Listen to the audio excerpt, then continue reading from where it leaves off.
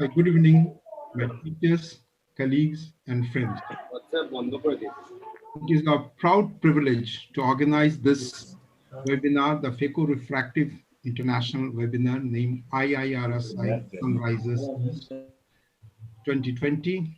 And I thank the Governing Council of IIRSI, Dr. Maipal Singh Sachdev sir, Dr. Amar Agarwal, Dr. Himanshu Mehta, Dr.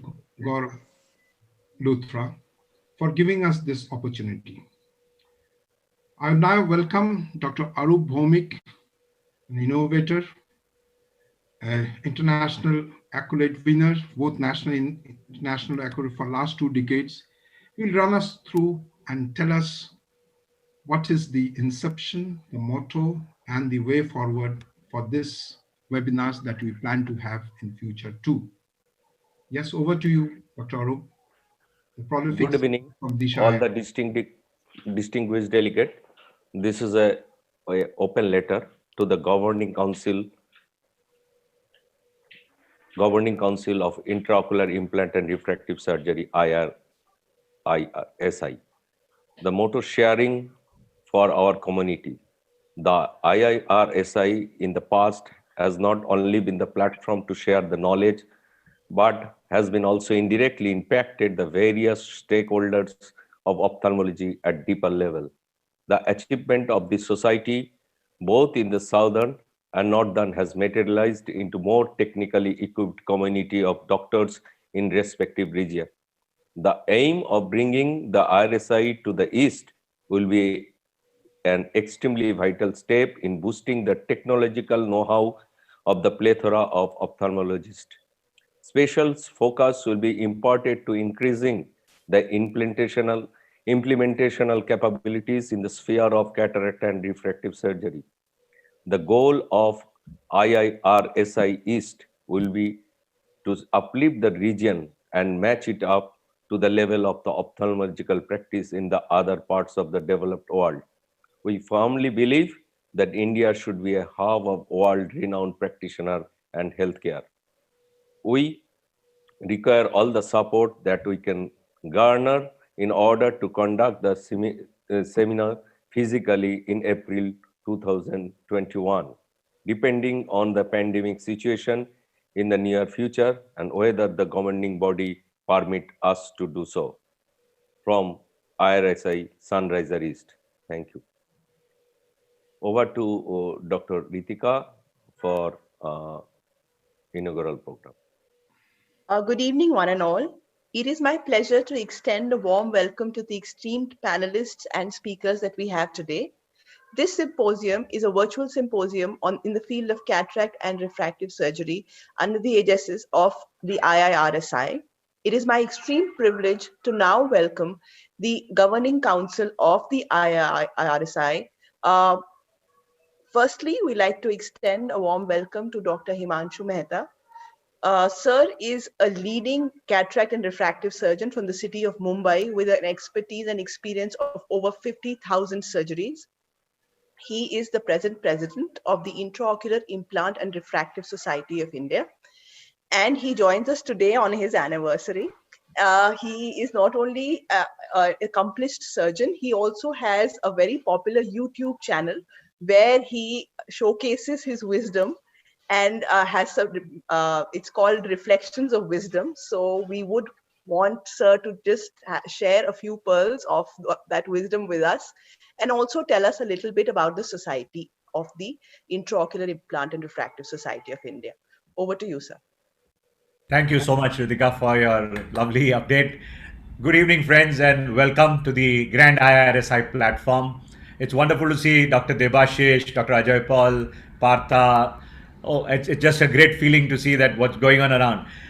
In Indian intraocular scene and the refractive scene has grown so big that we are not second to anyone, if not first. We have all the possible progresses that we have anywhere in the world, and it is nice to see when some of our patients, when they go to the US or the UK and they show those surgeons there, and the surgeon says, "Where did you get it operated?" They said, "No, right there in Calcutta, in Bombay." And then he calls his residents and tells him that look at the quality of surgery that is being done there. And that is what makes this society very proud. Our chief patron, Dr. Daljit Singh, the real master who started the whole concept of intraocular implant. We've gone a long way through. And as we said, the charter which was raised for the Indian Intraocular Implant and the Refractive Society is a huge brethren.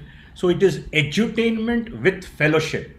It is the one of the best platforms where we share with each other your experiences, your problems, your nuances, your equipment that you need to buy, what is happening with the pharma, with the media, and the amount of momentum that it has gathered in the last webinar session. It's amazing. Earlier we used to have just a few sessions. One was in July, one was in Delhi, Dr. Maipal Sachdev used to have, and of course Dr. Rohit started that in Amritsar. But now that the webinars have picked up, the knowledge sharing has become so beautiful that every top speaker of the world, now there is no way, when we studied, there was no internet. We had to go to the US, we had to go to various centers, we had to go to London to learn various techniques of surgery. Today, anybody who wants to learn even any technique, any surgery, from oculoplastics to cataract to zonules to retina, can just go onto the YouTube channel, and right there it's available to you. This is the beauty of modern technology, and with the present webinar, the amount of information which has been garnered everywhere. I'm so happy that Sunrisers East, this is a grand part of the whole country that we are looking forward. The full area of Assam, Calcutta, West Bengal. It's a great feeling to have them join together very actively. They were there. But now to see more people engaging in activities, sharing knowledge, and creating a bigger platform so that we can take this from one strength pillar to another strength pillar. And it's a great welcome to everybody. Dr. Amar Agarwal, the chief patron, he is always very welcome, always warm, smiling, always there to help. The biggest side effect that I've seen as I've seen it growing in the last 10 years is there's a lot of friendship amongst people. There's a lot of feeling that each one can share with each other, and that gives rise to a lot of upliftment of our own self, our own community, and our self-respect in the mirror. Till now people used to be worried about whether we are the best or not, or whether we can live up with the Western standard. We always looked upon the Western standards. It's no longer that. Our own people have gone to the highest level. Look at Dr. Maipal Sachdev. He's achieved such phenomenal levels of success as an entrepreneur, as a surgeon, as a human. This is what IIRSI is all about. Welcome. And the more the participation, the more the fruits, the more the merriment. And Dr. Gaurav Luthra will even tell us even more that how much it is as a pleasure. He is an absolute pillar of the whole society on academic front. Ritika, look at Ritika's dedication. She's always there to coordinate with everyone to see that we have a wonderful session. So on behalf of IIRSI, as the president of IIRSI for this year, it's a warm welcome to have such good events happening across. And it's a great welcome. Do join in. There are various programs being almost every week. Next week, there's a good one on zonulopathy, next Friday, the 11th. And with this, I warmly welcome to inaugurate this session today. Ritika, over to you. Thanks so much. Thank you so much, sir. Though we are all running on the power of technology, it is the human spirit that helps us move forward the most. And the spirit behind the academics at this society has largely been due to Dr. Gaurav Luthra sir's efforts. Sir, it is a proud privilege to welcome you on this forum, and we would request you to tell us a little bit about the IIRSI and its academic endeavors. Thanks a lot, Ritika. And at the outside, I must congratulate the whole team of the East, which has been a big part of IIRSI in every convention, and we've had a great participation from all our colleagues from the eastern part of India. And I see Ajoy, I see Dr. Nandini, I see Dr. Debashish, who's been a pillar for IIRSI as well as the AIOS. So, it's a real pleasure to be participating in this seminar and webinar, which has some very interesting sessions planned by the whole team. And I'm really looking forward to the amazing, academics which are coming up with the international masters, Dr. Chi, Dr. Uday Devgan, and everyone. And I'm so happy that we have this initiative taken by our Eastern colleagues from the East. And I did hear the, request put up for, having a session there. I don't know how feasible that might be in April, but I'm sure, that Dr. Amar and Dr. Maipal, who are the stalwarts and are, haven't been able to join us yet, will definitely look at this along with the rest of the governing council. And, I'm sure we can have some kind of a good, representation at the East as well. And we want more and more participation from IIRSI members. We want more members from there. We want more activities from there.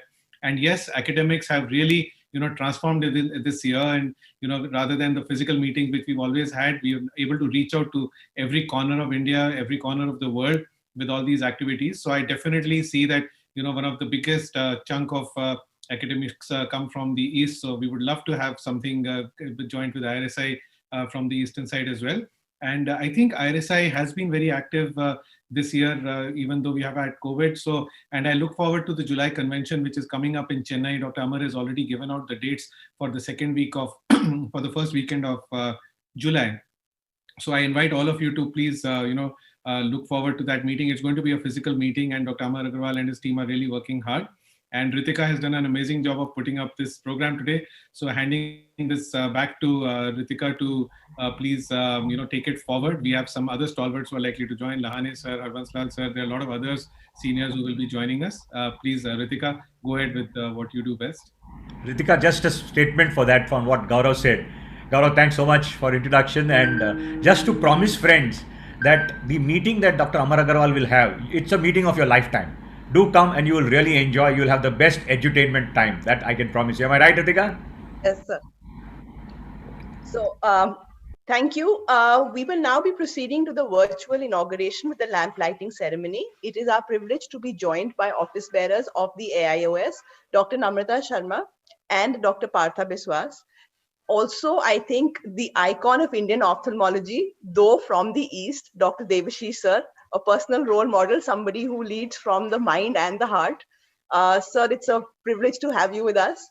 Jaswinder, can you please have the inaugural video play out, please?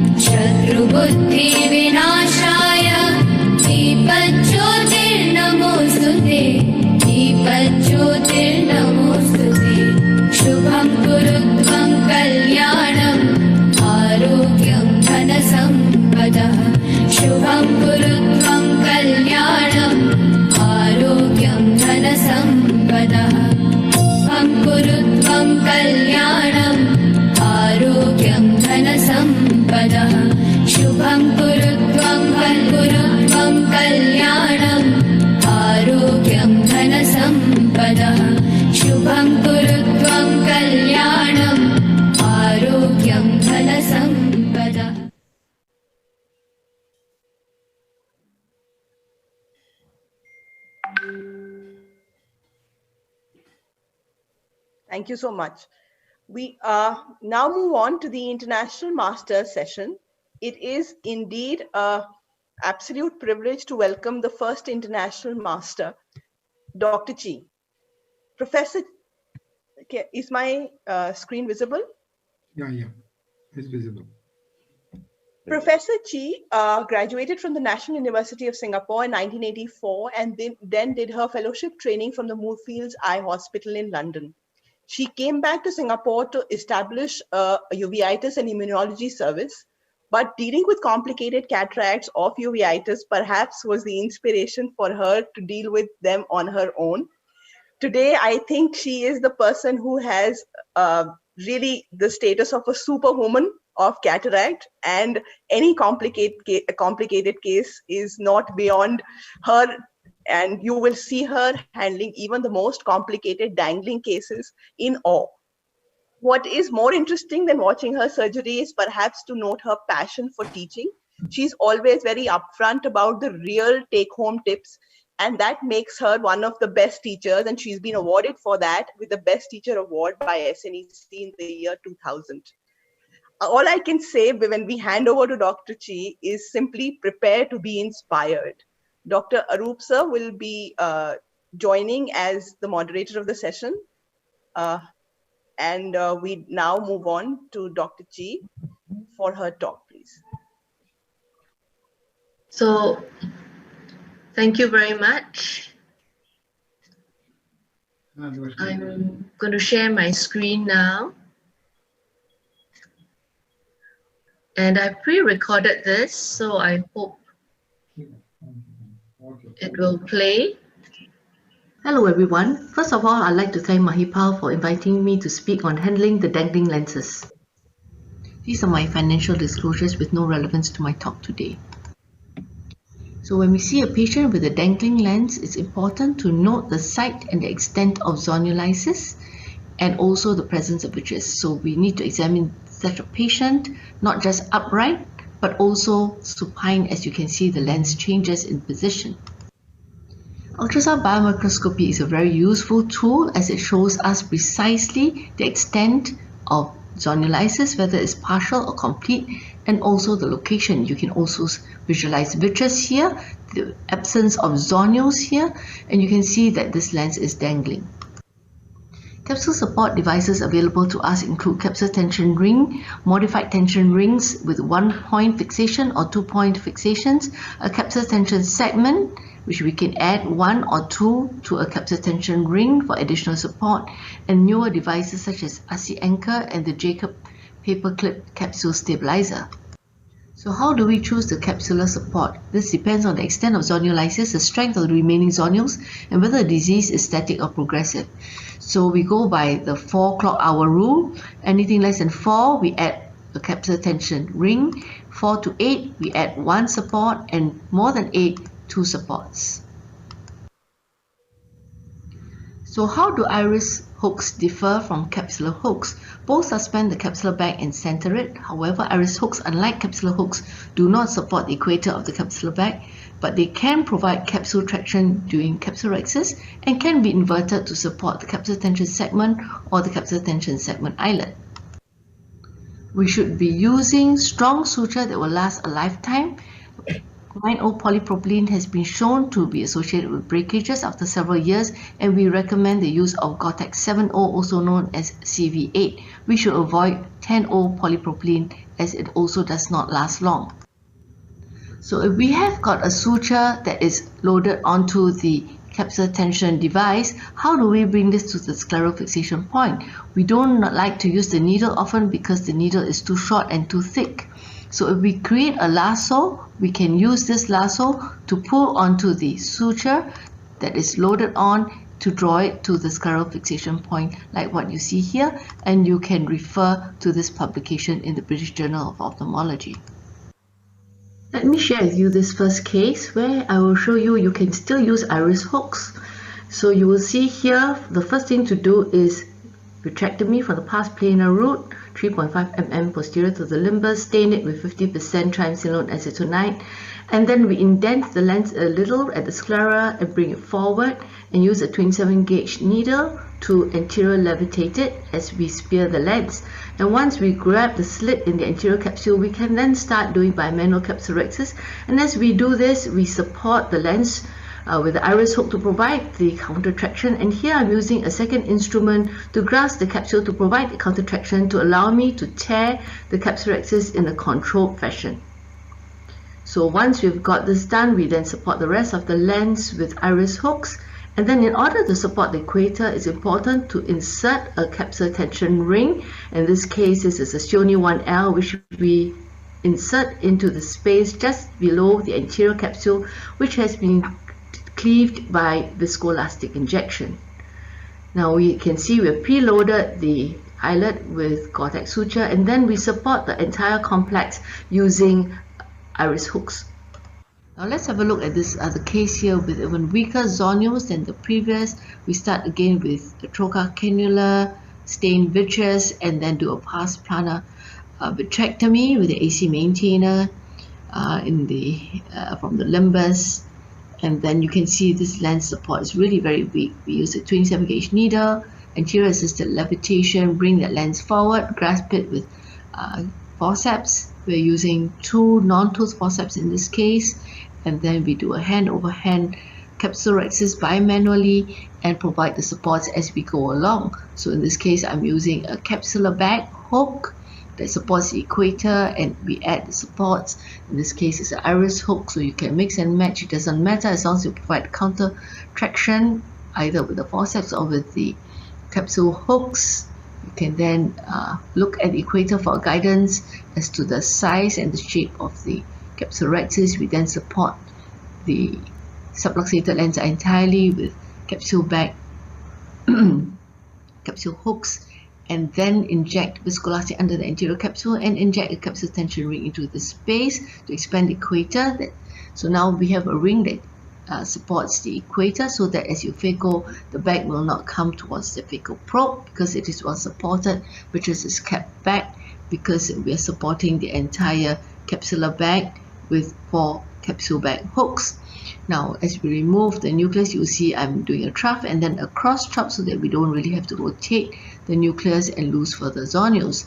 When we come out, we always have viscoelastic maintain the space so that the vitreous does not come forward. We now inject the IOL into the capsular bag and create the suture snare with a 26 gauge needle and the Gore-Tex suture threaded into the bevel, and then now Hoffman pockets.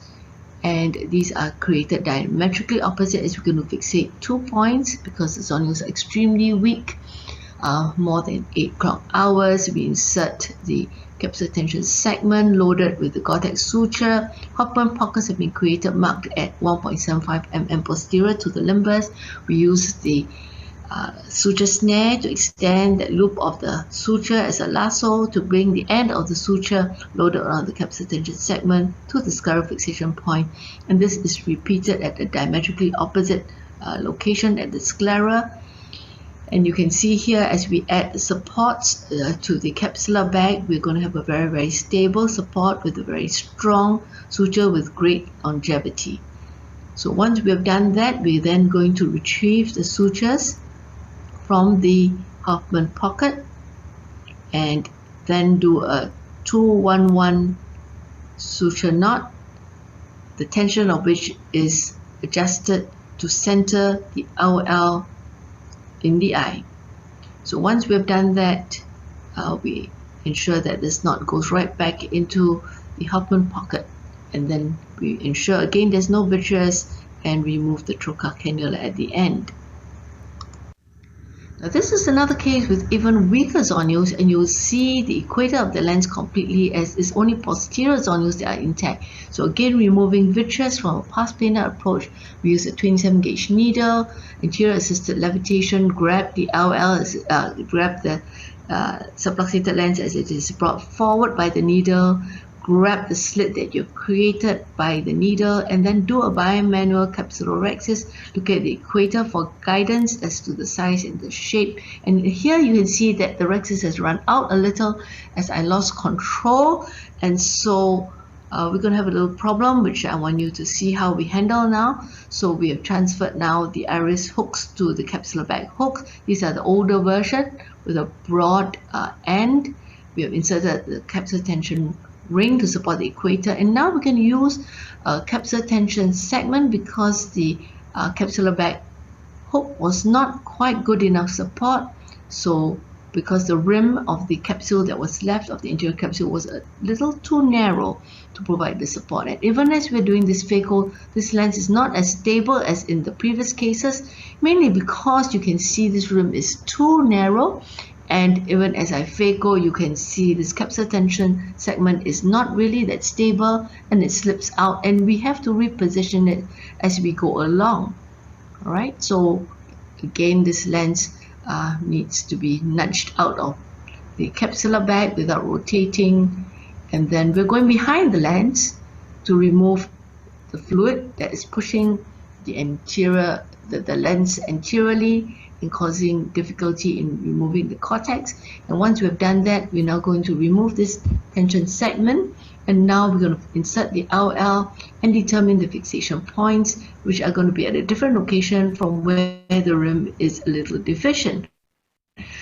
So we're doing the Hoffman pockets marked 1.75 mm posterior to the limbus, half thickness sclera, and then we create the lasso the suture snare, insert the capsular tension segment loaded on the Gore-Tex suture. We use the suture snare to draw the loop of suture to act as a lasso to bring that suture end to the sclerofixation point, and we're going to do that for the other end of the suture, and then we're going to repeat this for another fixation point which we have marked here, which is diametrically opposite, and you will see that this is going to provide a very stable, secure stabilization of the capsular bag complex, which was badly subluxated. Now you may not have noticed, but I did put in some BSS through the trocar cannula when I was doing Hoffman pocket dissection, because we need a firm eye, and this trocar cannula is extremely useful for this purpose. You can get fluid up from behind the lens, or you can add fluid to support the lens. And again, we center the IOL, adjusting the tension of this 211 knot that we subsequently slip into the Hoffman pocket. So the dissection of the pocket needs to be deep enough, and at the end we check for bridges again. This case illustrates a severe zonulisis where you can hardly even see the lens on the table. So again, we start with vitrectomy through the pars plana trocar cannula, and then we're indenting exactly where the lens is still attached to see exactly where the zonules remain. And then after doing a vitrectomy to clear all the vitreous that's anterior to the lens, you can see that the lens is flopping backwards, and we indent it from the sclera and bring it forward, and with a 27 gauge needle we then spear the lens capsule and bring it to the anatomical position, grasp the slit of the capsule rhexis, and initiate the rhexis bimanually. Now sometimes we fail. In spite of all our experience in doing these cases, sometimes we have cases like this where it's a Morganian lens and a fibrotic capsule that's tilting posteriorly into the vitreous. I've plugged up the opening by injecting dispersive viscoelastic into the capsular bag to expand the bag, and then do a bimanual capsule rhexis supporting one site there with the iris hook. But I did not realize that this rhexis at this point was not really complete, as I hooked up the capsular bag and it was really a very, very small opening. And I noticed the nucleus was sunken right to the bottom of the bag, but I decided to not proceed with sparing the bag and took the whole nucleus out in a bimanual method using 2 Sinskey hooks, injected a 3-piece IOL, which was the -10 power, into the anterior chamber to act as a scaffold as we did a phaco of this dense nucleus. And in this way, I had left the capsular bag there also to prevent vitreous from herniating anteriorly. And then here we're preparing our marks for a intrascleral haptic fixation. Now I remove the capsular bag and then do a limited vitrectomy. Actually, no vitreous loss at all, but I decided to clear the vitreous so that I could actually insert the IOL into the retrolental space without engaging vitreous as I pull the haptics through to the sclera. So this is bending a 27 gauge needle and 2 mm away from the intended fixation point, which is 2 mm away from the limbus, and then we then get the haptic, which is in the anterior chamber, and insert it into the bevel of the 27 gauge needle. We release the needle, leave it dangling there, and we repeat the procedure for the other haptic. I like to do the trailing haptic first, and we ensure that the needle enters the eye at the 2 mm posterior to the limbus location that we have marked out, diametrically opposite, and then we grab the leading haptic and insert it into the 27 gauge needle bevel. And then at this point in time, we retrieve both haptics simultaneously by pulling on the needles. And as the first is exiting from the conjunctiva, we then do a flange. And we repeat this for the other haptic. Flange does not need to be too big, and we want to make sure that the IOL is centered and we're happy with the position before we tap it flush with the sclera. So then we remove all the viscoelastic and seal the incisions. Yeah, my pearls for dangling cataracts always stain vitreous with 50% diluted triamcinolone acetonide. Deal with all vitreous when it presents. Used by manual CCC. Insert the capsular tension ring early into the space created by injecting viscoelastic just below the anterior capsule. Use capsular bag hooks to support the equator of the capsular bag. The Hoffman pocket must be deep enough in the plane to prevent Gore-Tex exposure. Thank you very much for watching. Thank you. It's a wonderful presentation. Even a very experienced surgeon cannot dream about this surgery. So, so I have a few questions to our panelists. I think we have a few time to discuss regarding this management of subluxated cataract. I have a first question to Dr. Luthra. What is your criteria to do fixation of capsular bag with the sclera, and how much subluxation you manage with the capsular bag fixation, or you prefer to interscleral fixation? Thanks, Arup. And after that fantastic talk, I think there's little left for anybody else to comment, because Dr. Chi's presentations leave you spellbound. So I think a lot depends upon your comfort zone with various techniques. Every surgeon would have comfort zones with various techniques. And, for small subluxations, like you would just put in a CTR, our thought process has changed a lot over the last 15 years. Dr. Chi showed a fantastic way of doing the Yamane technique as well, with the intrascleral haptic fixation. And I think we've seen a big shift. 10 years back, we used to always try to salvage the capsular bag wherever we could. We would end up putting a Sionis ring or a capsular tension segment. And, a lot of times you would just struggle to kind of have a long surgery. Today, if I feel that my capsular bag, retaining the capsular bag is going to be very, very difficult and very tedious, I would not hesitate in sacrificing the capsular bag more liberally today than before, because now we have several good techniques of fixating to the sclera, including the intrascleral fixation or the glued IOL or the various ways of doing the SFIOL. So I think I hope I was able to convey the message, Arup, because in different surgeons' hands, the threshold for transferring to a scleral fixation technique would be different. And if you are not comfortable with that, there is nothing wrong in even going with a retrofixated iris claw lens. So there are surgeons who are not skilled at these things. You should not force yourself to do it, and maybe even refer sometimes if you feel that you cannot do a good job of fixating a lens without capsular support. Thank you. Thank you, Dr. Gaurav. Wonderful explanation of the surgeon's comfort level is very important. And I would my second question to Dr. Mehta: how many cases you are using Gore-Tex suture? As it is, Gore-Tex suture is not available in India. So, what is your experience of regarding use of Gore-Tex suture? Dr. Mehta, please. Dr. Himanshu. Hello, just I asked this question to Gaurav. Oh, you asked this to me? So yeah. I have no experience with Gore-Tex suture at all, and I've been dying to get it, to my hands. And I'm aware that it has become available in India as well. And, I've been trying to source it because I think the CTVS surgeons are using it, but frankly, I have no experience. And I was looking at Dr. Chi's videos, so I will have to pass on that question. And maybe, others who have experience with Gore-Tex in India would, I'm sure some people. I have used Gore-Tex suture in 2 cases. Mm-hmm. The problem is Gore-Tex suture, the needle, it is come with the short and bent needle. It is not able to fix with the sclera like Prolene. Mm-hmm. So this is technique as showed by Dr. Chi is a wonderful technique, and these techniques are much appreciated in IIRSI last time, and probably this video got the best innovative video session. I saw this. I have a question to Dr. Chi as we have a time to discuss. Do you think that this lasso technique is we can use slightly thicker Prolene suture with the sclera to fix the CTS segment? Can we use the same technique to 60 Prolene?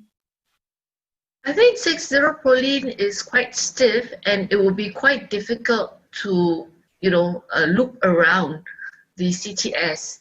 It would be better to use 60 Prolene and flange it on either end.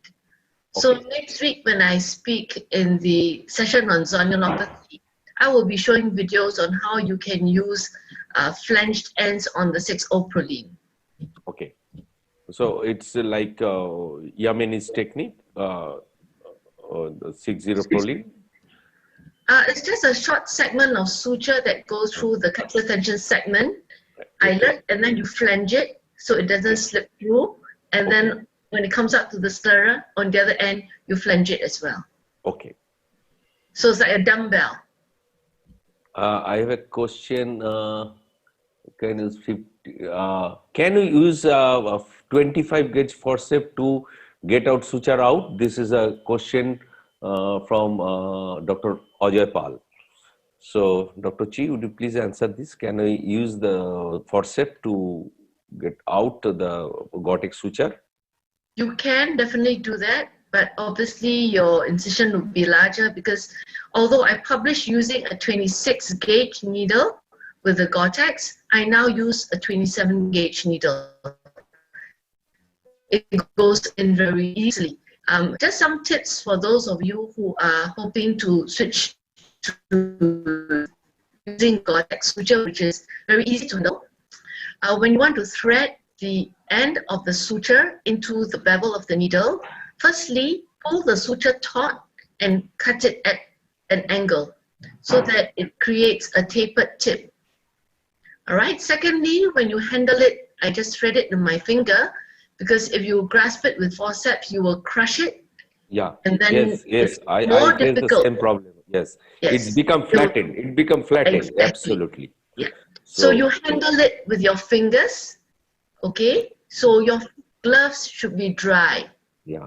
All right. So when you hold on to it, and if it's dry, the suture is stiff. When it is wet, it becomes limp. And so you cannot direct it into the bevel. Okay. So you want to have dry fingers, hold on to the suture, put it taut between your fingers, cut it at an angle so that it's tapered at the tip, grasp the suture, and then thread it in with your finger. And it's stiff and it goes in very easily. So just 1 or 2 passes and it will go right through the length to the other side, it will exit. So these are my tips for those of you who are using Gore-Tex. Otherwise, you'll find it difficult to thread. Yeah. Yes. Certainly, you can use 25 gauge forceps, but that means, as I said, you have a larger incision, and you know we're always concerned about hypotony post-operatively. Okay. Dr. Ritika, do you have any question? I'll just be opening the questions link. We have some questions. Yes. One question says, what are the incidents of retinal breaks or detachments after the procedure? I don't know how relevant that is, but that's one question that we have on the link that has been posted. Yes. I can answer that. I think it's very important that you know how to handle vitreous. So that's why you see, especially in these very severely subluxated lenses, whenever there's any vitreous presenting, you want to take it from behind the lens. So I would mostly go through a pars plana approach and clear the vitreous from the back. And when you stain it, you will be able to see it to completely remove it. And you know, whenever there's vitreous, even a little wisp in the anterior chamber, you want to actually clear that before you do your phaco.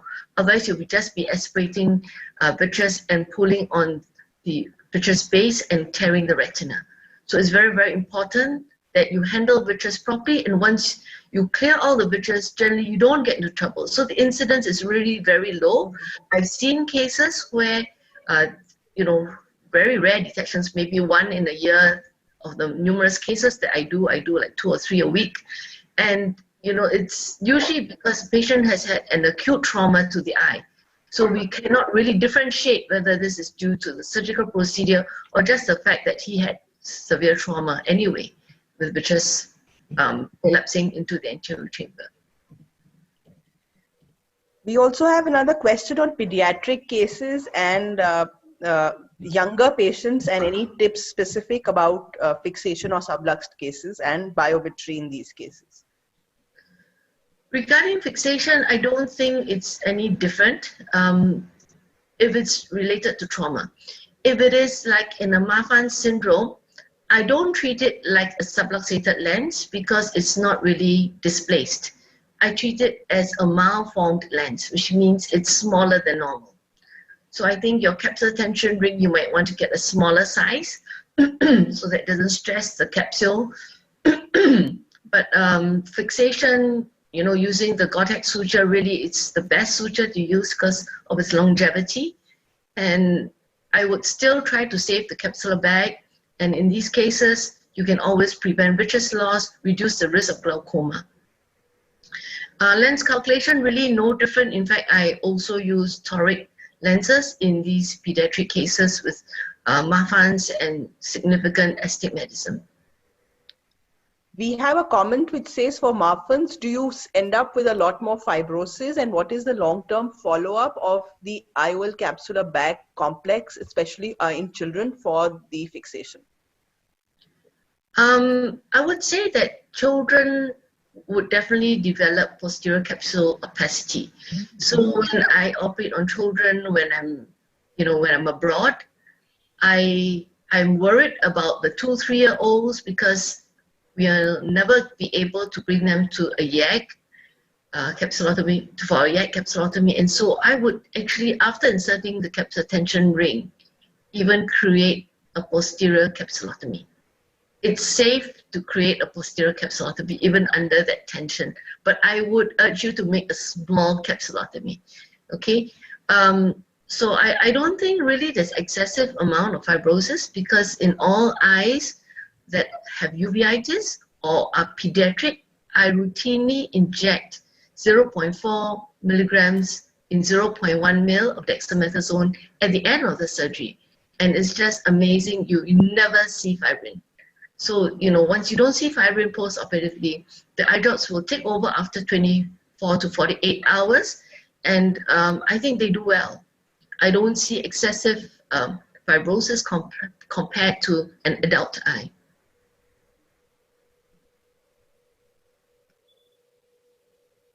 Any questions from the panelists? I had a small question, Dr. Chi. I appreciate that you want to go from the pars plana and remove some of the vitreous, and that's definitely the right way to do it. But is there an end point? Because sometimes I've got stuck in a situation where I had a big subluxated lens. I went clearing up the vitreous, and if you are a little over enthusiastic in clearing the vitreous, you will have the lens dangling further down, and you'll find it even more difficult to handle. So, for us surgeons, how would you recommend how much vitrectomy is the right way, and where to stop? Like how much vitreous to remove? Okay, I think that's an excellent question. This week I was just doing one such patient and I was pointing out to my fellow, I'm going to stop here, okay? Because I said, this lady is 49 and her gel is relatively firm and you can see it's still supporting the lens even though there's only 1 clock hour of zonulus left. Okay, so actually what you want to do is stain all vitreous and anything anterior to the lens capsule must be removed. All right, so you cut backwards until you have cleared the anterior capsule. And usually after you've done that, it's quite safe because subsequently you levitate the lens. And so even if there's a little bit of, vitreous just around the equator there, when you levitate the lens, it will be left behind. And so when you bring it forward, right, it's actually devoid of any vitreous around it, except that you need to make sure that you fill the back with adequate BSS to occupy the space so that your lens is supported. Perfect. Thanks. That's wonderful.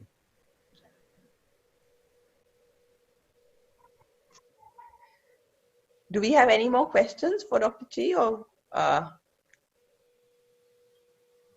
As usual, I think we've been left mesmerized by your videos, and though we would love to be able to do so in our practice, I think that you still have this superhuman ability to perform these surgeries with great ease. So thank you so much for being showcasing the lovely videos that you have, and by sharing such practical tips which really show that it takes not just a skilled pair of hands but a great understanding of the lens to handle it to such perfection. Thank you, Professor. Thank you. Thank you.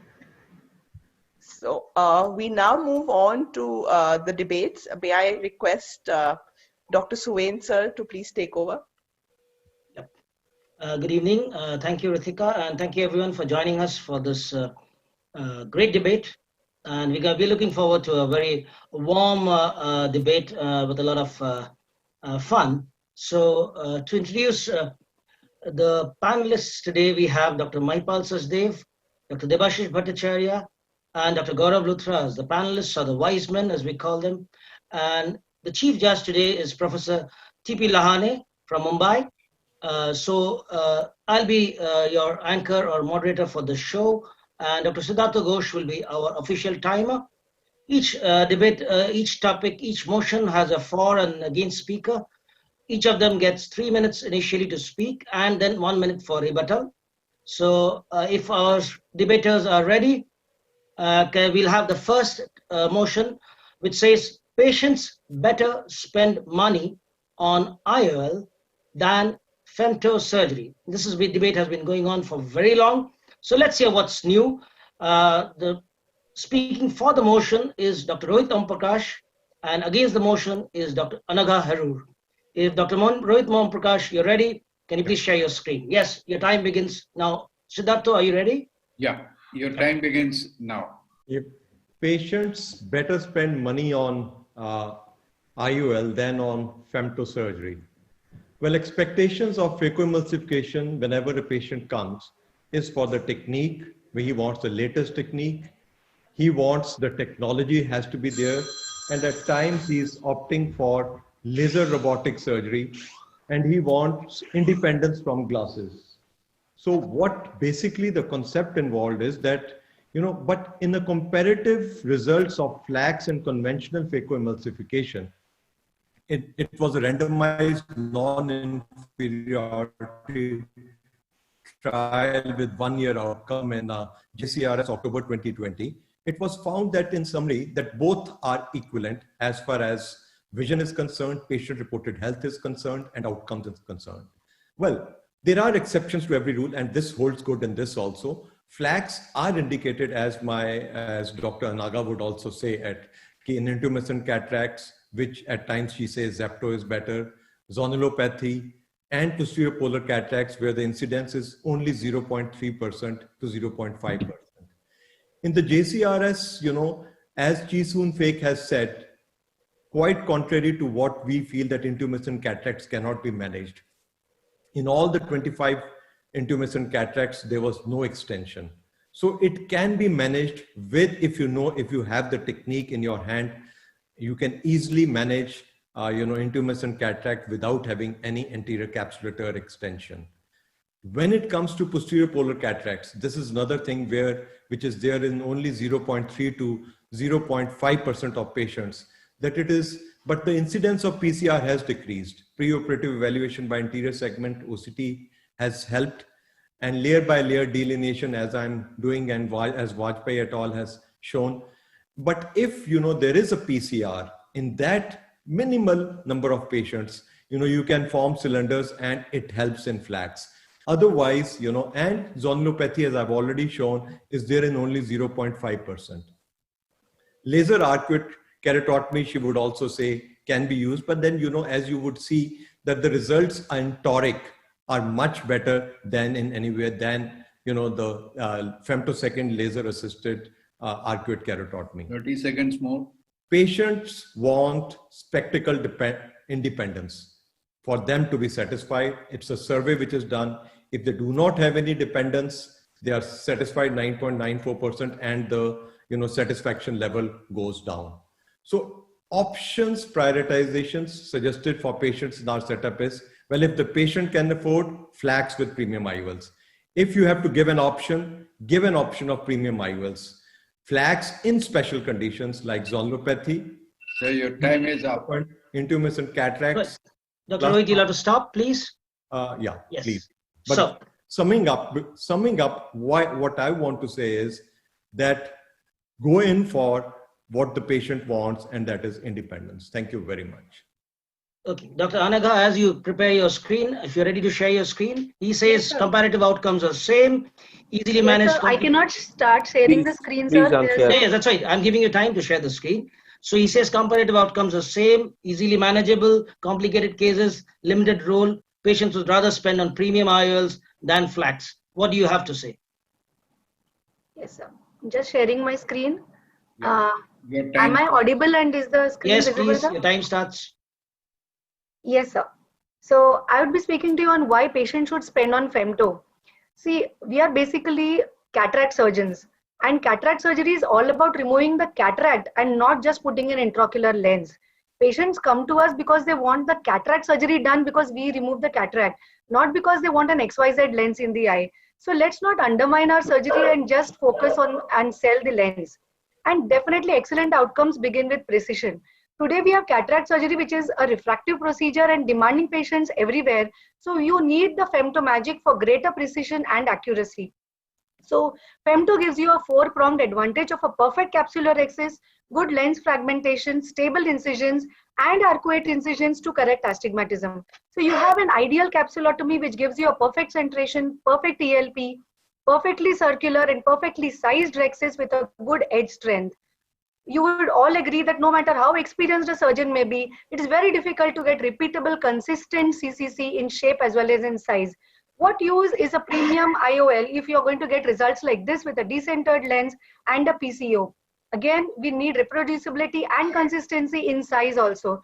What use is a premium multifocal IOL if you're going to have an outcome like this? So definitely we do not want very small sized or very large size CCC, which is possible for an average phaco surgeon. And yes, this has been adequately proven in studies everywhere.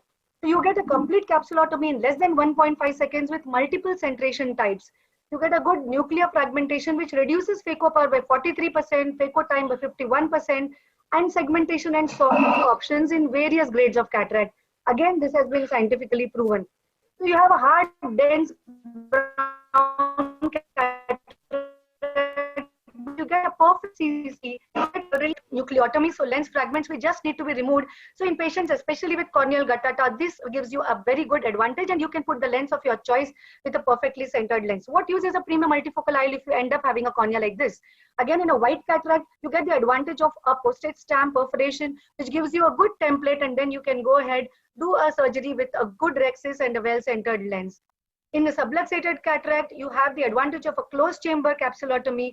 You don't need to depend on a zonular counter traction. You can get a good centration on a scanned capsule, you can put in a CTR, and you can put in a lens of your choice and have good capsular bag and a well-centered lens. In posterior polar cataracts, it acts as a third eye and helps to detect the PC defect which is pre-existing. Gives you a perfect CCC in case you need to put a three-piece lens in the sulcus. And because you can't do a rotation, it gives you a good fragmentation and epinuclear cushioning. So it's time to move ahead and give your patients the advantage of best visual outcomes and give your patients refractive cataract surgery. Thank you so much for your time. Right. Yeah. Thank you, Dr. Anaga. So, Dr. Rohit, now, so what Dr. Anaga has to say is, you have a perfect capsulotomy, nuclear fragmentation is easier, you save on ultrasonic time, you have a good centration of the IOL, and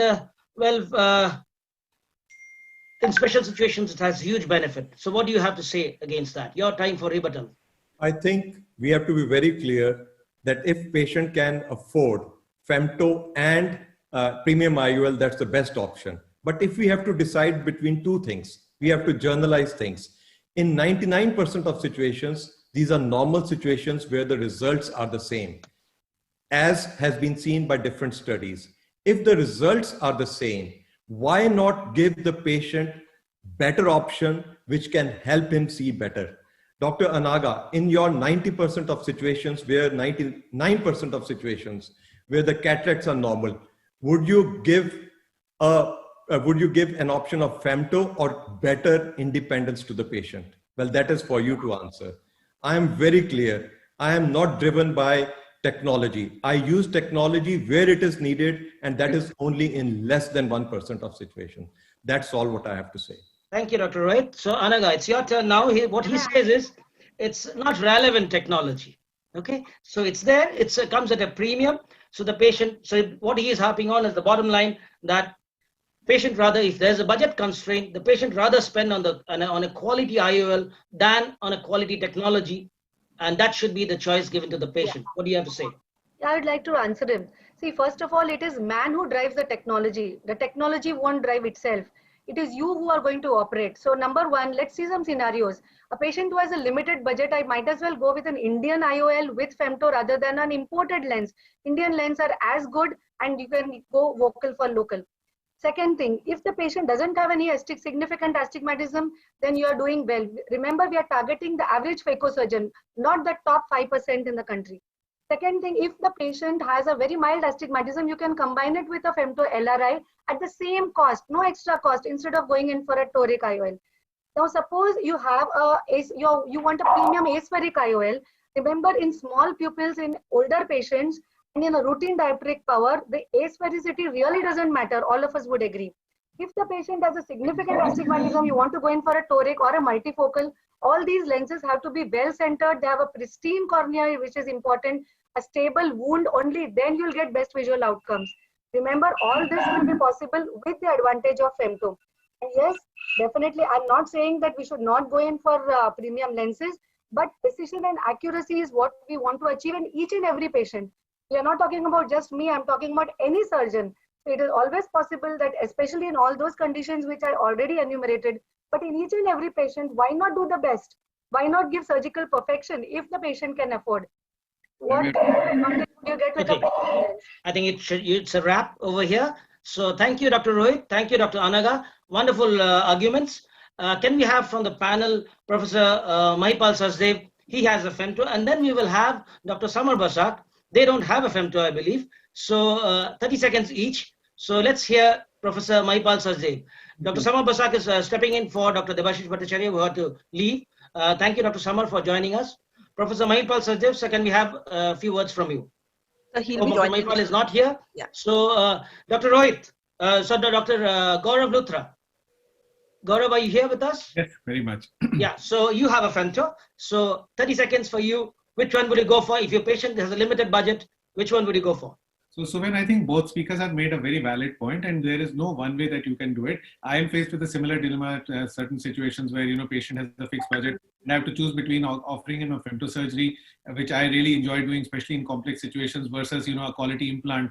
And there are times when you have to, patient wants, need reading ability and distance ability and intermediate ability, has significant astigmatism. I would definitely choose the IOL in those situations. Another situation where there's a patient with a intumescent cataract, complex situation, subluxated cataract. So you have to, I think every surgeon has to weigh the particular situation. What is going to take precedence? Is it femto or is it the lens? Many times the lens overrules, and there are other situations where the femto will overrule. So I don't think you can have one way to decide each. Both of them have really made their points well. That's precisely why we are having the debate, because you can't have one way. So let's have Dr. Samar Basak, sir. Can you please join in and tell us what is your argument?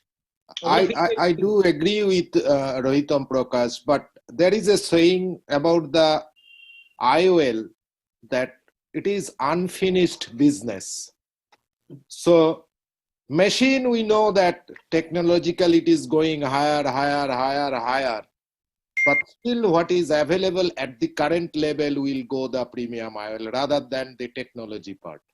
So as a whole, cataract surgery is unfinished business at present time. So the debate still goes on. So let's have Professor Lahane, sir, now for a quick Chief Judge's view on this. Lahane, sir. Yes, by my opinion, both I think the Rohit and Anga did the best, and what they both told us that premium IOL, yes, in premium IOL is definitely a choice, but in few cases, if there is a femto available, that femto can be. We should refer the patient for that. It is not required that you should have a femto. But one day there was a debate of SICS or FECO. And now everybody knows that yes, FECO can be done. So like that, this is a science which is progressing. So we must give marks to femto also. We must give marks to premium IOL also. So Thank both you, sir. are correct. So both passed with distinction. Thank you very much, debaters. Thank you, panelists. So let's go on to the next motion.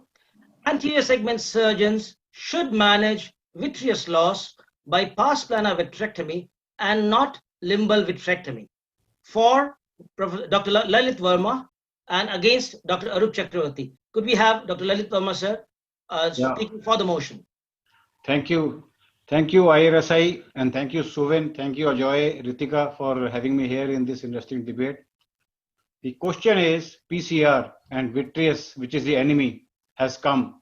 So what do? You go by posterior anterior. Anterior route, I have already listed, is fraught with so many issues. Fraught with traction, fraught with corneal issues, fraught with CME, and it's a total disrespect to vitreous. I know my great friend, a very nice human being, today will agree and speak out the truth, and that is the posterior route.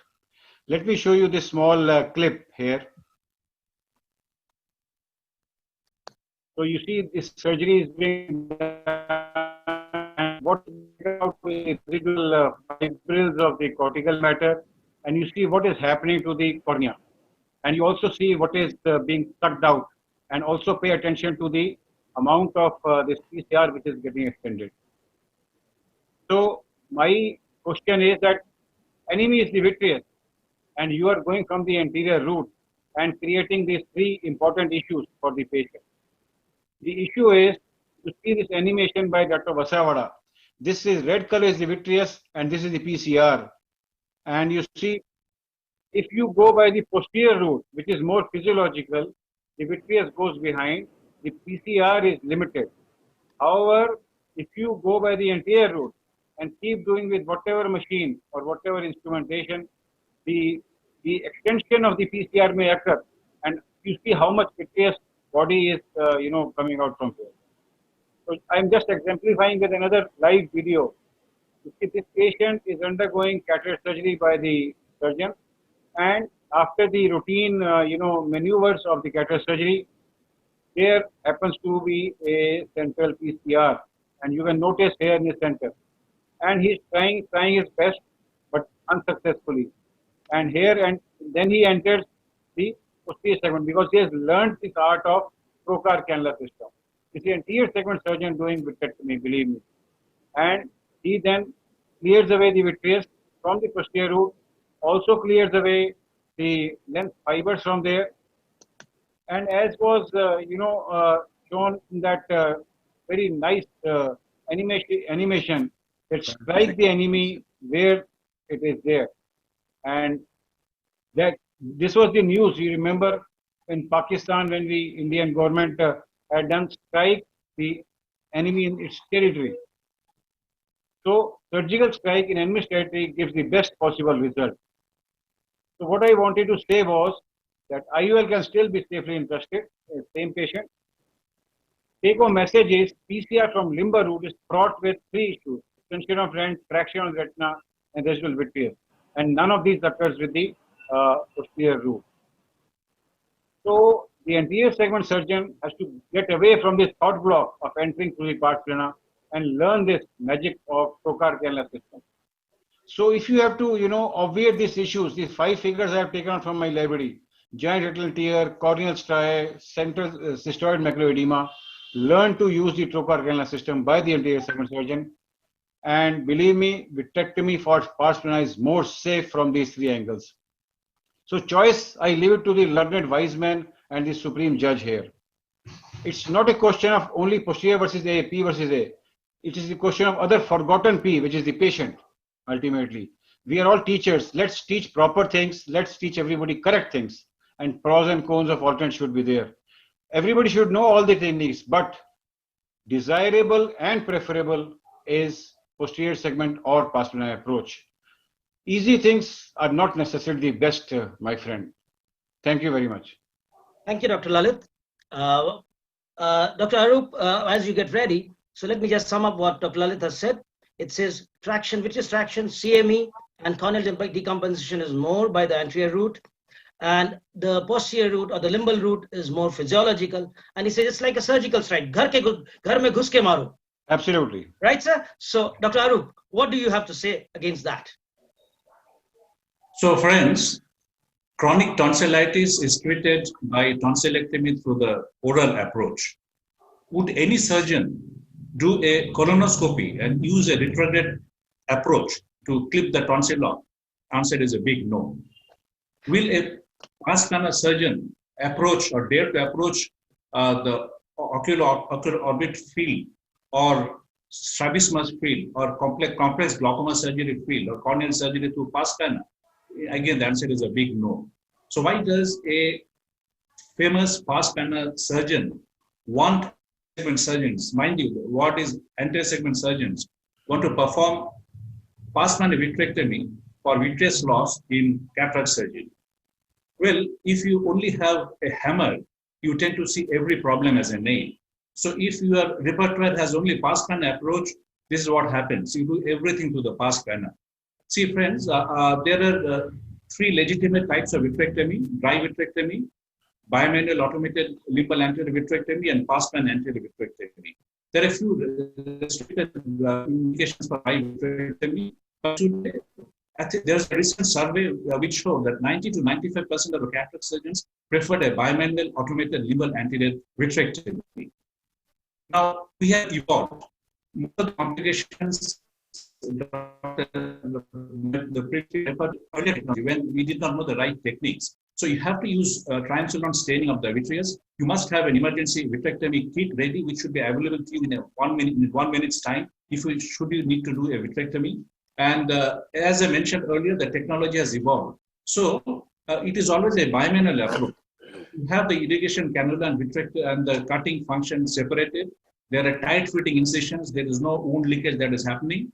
The vitrector goes right through the posterior capsule. It doesn't perform its function. It doesn't do cutting in the anterior chamber or in the capsular bag. It goes right into the posterior, into the area behind the posterior capsule. Arup, for a second, are you showing any slides? Are you having a presentation? We can't see it.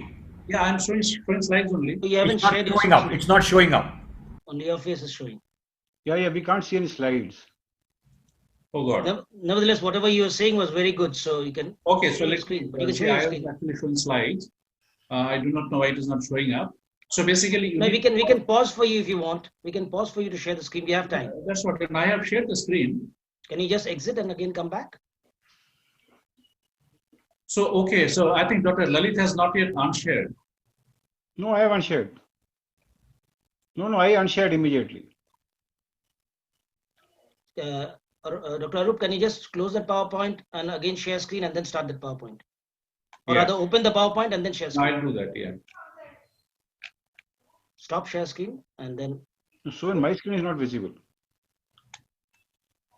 Your screen, you are visible. So yeah. Screen, Arup was saying sharing. I have stopped sharing. Is it visible now? Yeah, now you're starting. Yes, now we can yeah, see that's it. great. So should I start from the beginning or? No, I think you can take over from, because we heard, you can just go through the slides and then come over to. So Siddhartha, you can just account for the time. Yeah, I will do that. So basically, our surgical technique for anterior vitrectomy from the limbal approach has improved considerably. You need to stain the vitreous with Oracort, with triamcinolone acetonide. You need to have an emergency vitrectomy kit so that you can start the vitrectomy at the moment it is required in less than 1 or 2 minutes time. You must separate the functions of the cutting and the infusion. You require tight fitting incisions, and so that there is no wound leakage. The vitrector should not perform vitrectomy in the anterior chamber or in the bag or in the capsular bag, but it should go through the posterior capsular defect, and it should remove the vitreous from behind, so that the stalk connecting the vitreous in the front and in the vitreous home base, that is basically severe. And you need to use the proper parameters. I'm not going into the surgical details. You should know when to use irrigation vitrector aspiration sequence, that's for vitreous. And when you're removing the cortex, you have to use irrigation aspiration vitrectomy. So basically, there has been a lot of misconceptions about the limbal anterior vitrectomy. People have been telling that it aggravates, it enlarges the posterior capsular rent, it enhances the vitreous loss. But let me tell you, this thing was true once upon a time before we knew how to perform a proper limbal vitrectomy. So these are all with old technology, with old techniques. Today, it doesn't really happen. Once you go behind the posterior capsular rent and start performing vitrectomy, you really do not increase the size of the PCR or enhance the vitreous loss. Poor access to subincisional vitreous again does not make much sense because you have 2 ports and your cutter can enter through both the ports. Potential trauma to iris or anterior capsule during limbal vitrectomy again is absolute rubbish. Until unless the surgeon has hemibalismus, I don't see the possibility of having these complications. And then another reason that is touted against this is the necessity of removal of more vitreous that is necessary. So friends, please remember that this is not a less is more situation. We are not working towards reducing the quantum of vitreous that is removed, but we want to reduce the quantum of vitreous fraction. But at the same time, I'd like to mention that I would not perform a limbal vitrectomy in two situations. When I'm dealing with a zonular dialysis with prolapse of vitreous knuckle, because there are areas of zonules, and I cannot go behind through the defect area without damaging the existing zonules. And once vitreous has been noticed after IL implanted, because you don't get access to the posterior capsular rent in that situation. The perils of past-span anti-vitrectomy, there are plenty. There's a lot of learning curve that is involved. They require extensive mentoring. You require a wet lab experience. You need to be familiar with the posterior segment examination techniques, particularly how to perform scleral depression when you do indirect ophthalmoscopy at the end of past-span vitrectomy. So this is it is not really practical for the anti-segment surgeons. And in certain very deep set eyes, you have inaccessible areas when you do past-span anti-vitrectomy. And then there are risks involved. You may have a retinal tear which may go undetected and hence untreated because you are not expert in doing examining the periphery at the end of the surgery. This may entail enhanced risk for the surgeon as well as the patient in terms of litigation as well as post-op complications. The instruments may engage inadvertently the vitreous base, resulting in dialysis, giant retinal tear. And if you're using an MVR-based sclerotomy, there is a possibility of vitreous knuckle prolapsing through the incision, and there's attraction, fibrosis, and subsequently retinal detachment. Many of these eyes are soft. So if you try to use a trocar system in these cases, you really find it extremely difficult. And even if you make a sclerotomy, the instrument insertion under the retina or in the choroid can result in suprachoroidal hemorrhage or retinal detachment. So friends, an anti-segment surgeon should be allowed to do what he is well trained for, what he is an expert in. And I would say that bimanual limbal vitrectomy is the way to go, because of the various positives that I mentioned, which outweigh the negatives. Thank you so much. Thank you, Dr. Arup. So, Dr. Let me just sum up what Dr. Arup has said. So he says that it's doing a past-span vitrectomy is akin to colonoscopy for a tonsillectomy. So you can answer that adequately. And he says that 90 to 95% of anterior segment surgeons are more comfortable with the bimanual automated limbal vitrectomy. And triamcinolone has greatly enhanced visibility, so the complication rate that you're referring to is much less. And he said, "Ghar mein to ghus ke hi maar rahe hain, only the approach is different. Darwaza alag hai."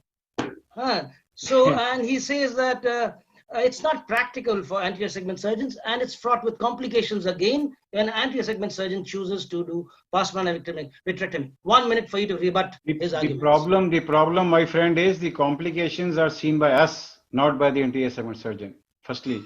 And I agree, anterior segment is allowed to do whatever he wants.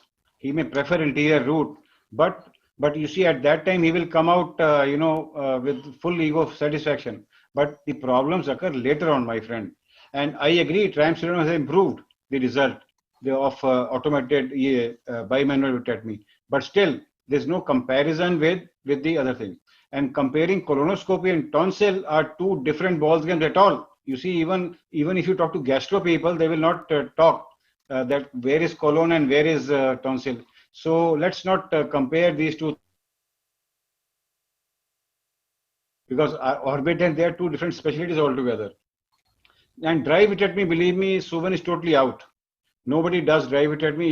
If you're not comfortable with the past-span approach, then obviously I would agree. Please go ahead and do bimanual anterior. But if you are, and the last slide I told was that all anterior segment surgeons should learn that art, because once you learn that art, you will never enter through the limbus. Right. Dr. Arup, you just heard what he said. He said colonoscopy is an exaggeration and, there are problems. So you have 1 minute to rebut what Dr. Lalit has said. I mean, certain things were said for the sake of a debate. Lalit, and we appreciate that. Yeah. Unfortunately, fortunately, the first 3-4 slides were not seen. No, but you did very well. We saw that. Anyway, so Lalit sir, you are tending to underestimate an anterior segment surgeon. You have done PG a long time back, and that is the time, you have sort of a Rib Van Winkle phenomenon.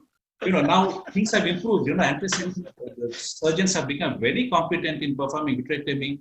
We have learned the proper technique, the proper technology has come, and we follow our patients. One of the slides which I could not show because of time limits is these patients are meticulously followed up either by the anterior segment surgeon if he is competent or if he's an institute, or his friend and whoever does posterior segment work.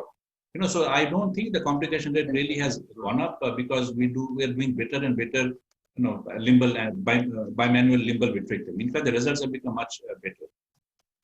Thank you very much. And there are a few points. There is The certain last one small thing is the last 5 slides I showed, they were taken out from the real time scenario from my center itself, where you had corneal issue, giant tears and everything happening. So my request is, because one eye spoils the entire week or month. So therefore my request to all anterior segment surgeons present here would be, please learn that art of trocar cannula, which Amar Agarwal has also emphasized so well. So you need to say if the eye is very soft and then you try to use a trocar and okay, guys, we need to get a control on this. So rebuttal, and after rebuttal, we'll have this after party later. So thank you, Dr. Lalit. Thank you, Dr. Arup. So I'll request Dr. Himanshu to step in as one of the panelists since Dr. Mahipal is not over here. So Dr. Himanshu, your quick take on this. Well, poor thing, the topic is poised against each other. No question, a posterior segment guy is very comfortable doing a pars plana vitrectomy from behind. It's the easiest thing to do. The problem is during undergrad, postgrad training and during fellowship, they do not get this training. So my request to everybody would be, all professors level people are there. Few guinea pig eyes, 10 times you put in a port from behind 3.5 millimeters, that fear of touching the vitreous will disappear. So the answer is, the best way is to go from behind, no question. Arup was given no choice but to speak for it. But the answer is, if you can do it from behind, it's very simple, no brainer. Please do it from behind. It's very easy. Don't fluid it the vitreous too much, but it's simple, one stroke and you are out of it. So don't worry, your heart will be rest. Just get the training.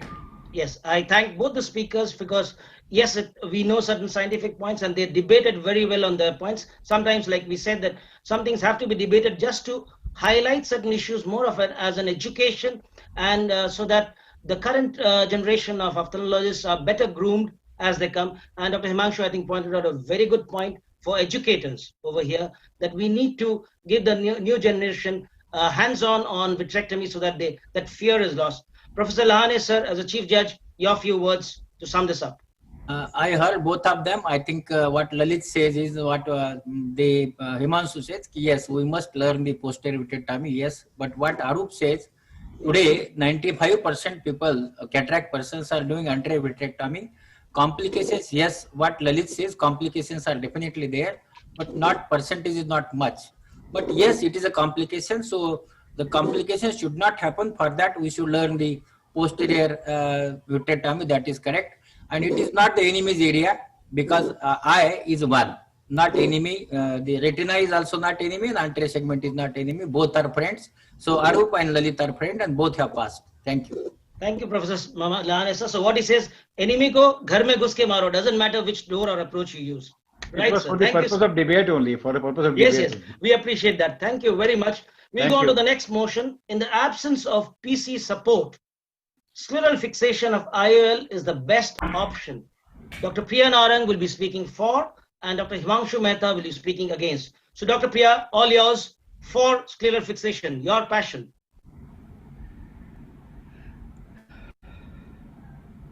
I hope this is visible. Absolutely, you're good. Thank you, Dr. Suvain, and the entire team, IIRSI, for having me here. So, well, I have been given this topic. I really wonder at times, I felt, what am I here to defend? It is no doubt the best thing out there. Scleral fixation of intraocular lens. It's closest to the anatomical position of lens. I know I have a very strong opponent against me, but I don't care. I'll show you something. I'm not going to show you any data here. I'll just show you the clinical picture. I'll show you the high frame per second recording of various secondary IOL fixation methods. This is the anterior chamber intraocular lens. The high frame per second recording, high speed photography. This you can even do with your iPhone. Have a look. Your natural eye does not look. When you see, you won't see any pseudophecaldonosis, but have a look at this on high frame per second.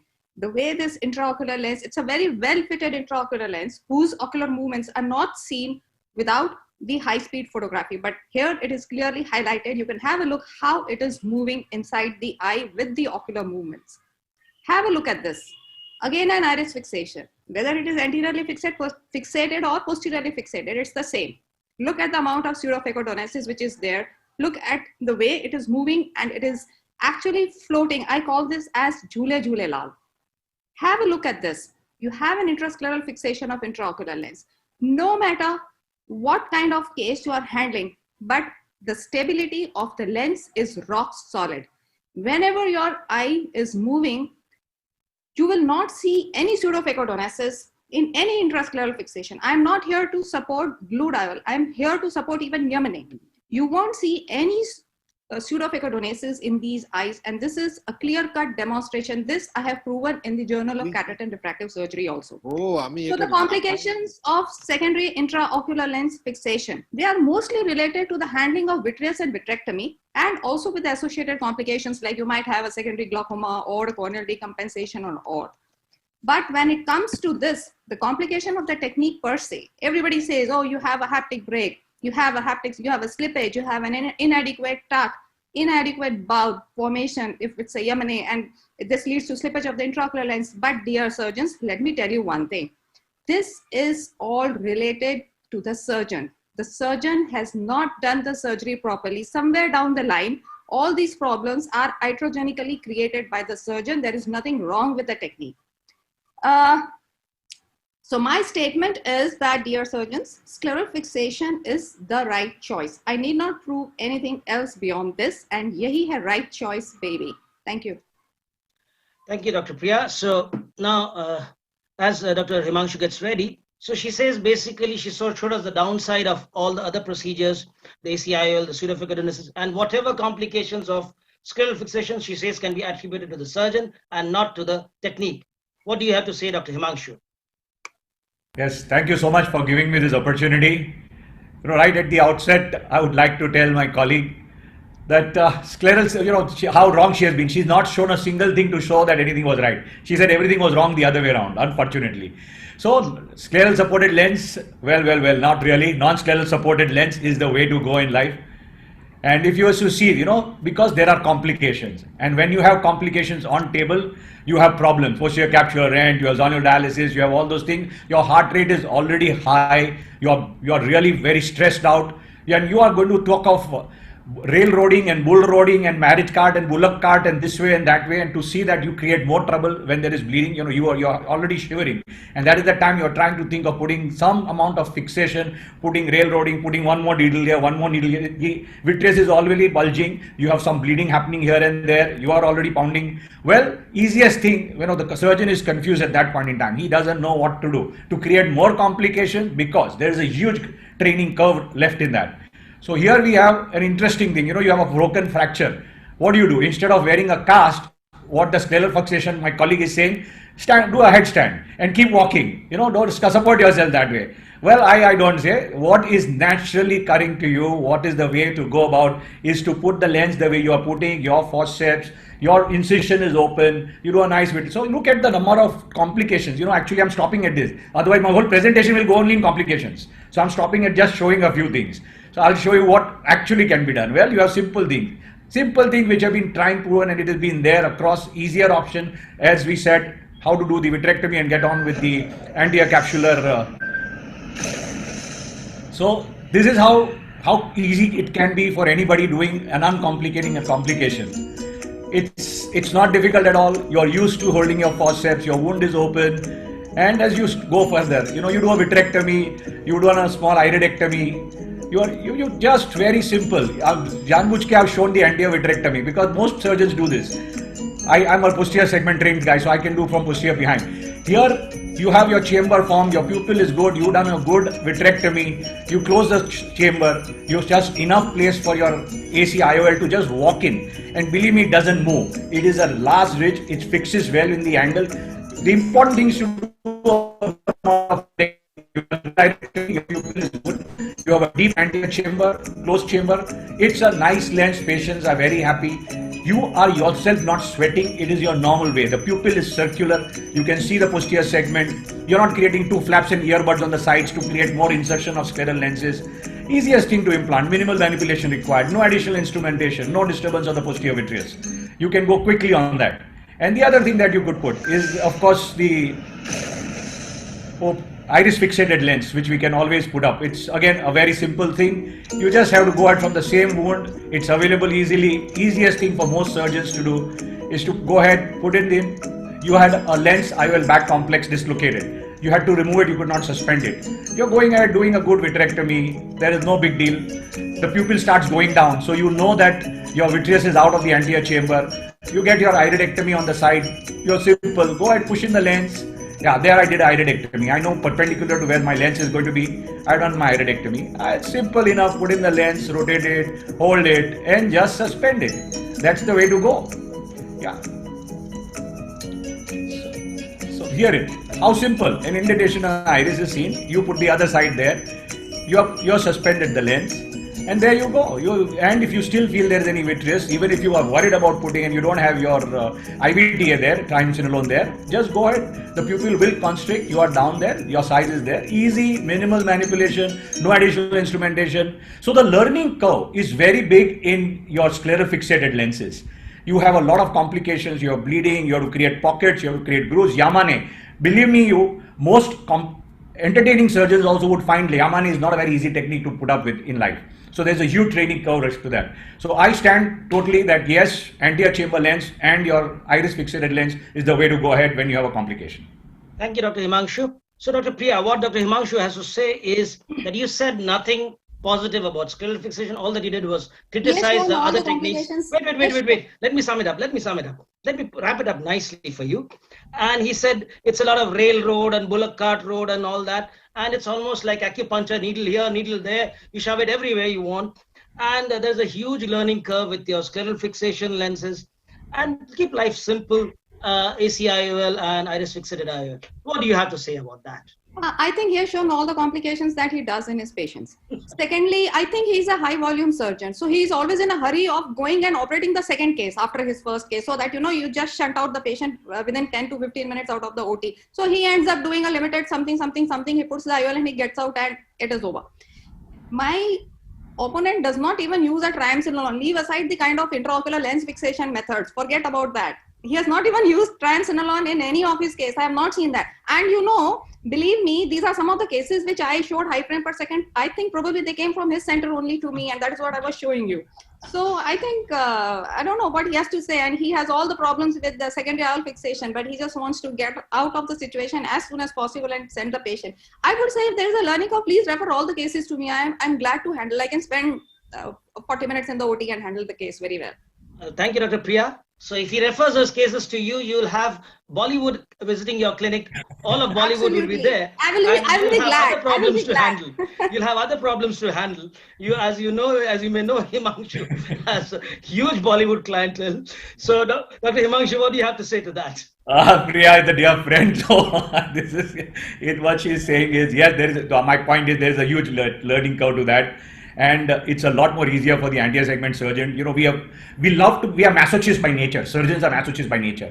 The more complicated it is, the more easier it is. You think that you're going to get good results. So I have seen 3 scleral fixated lenses with sutures and all fallen down behind. I've removed them from behind.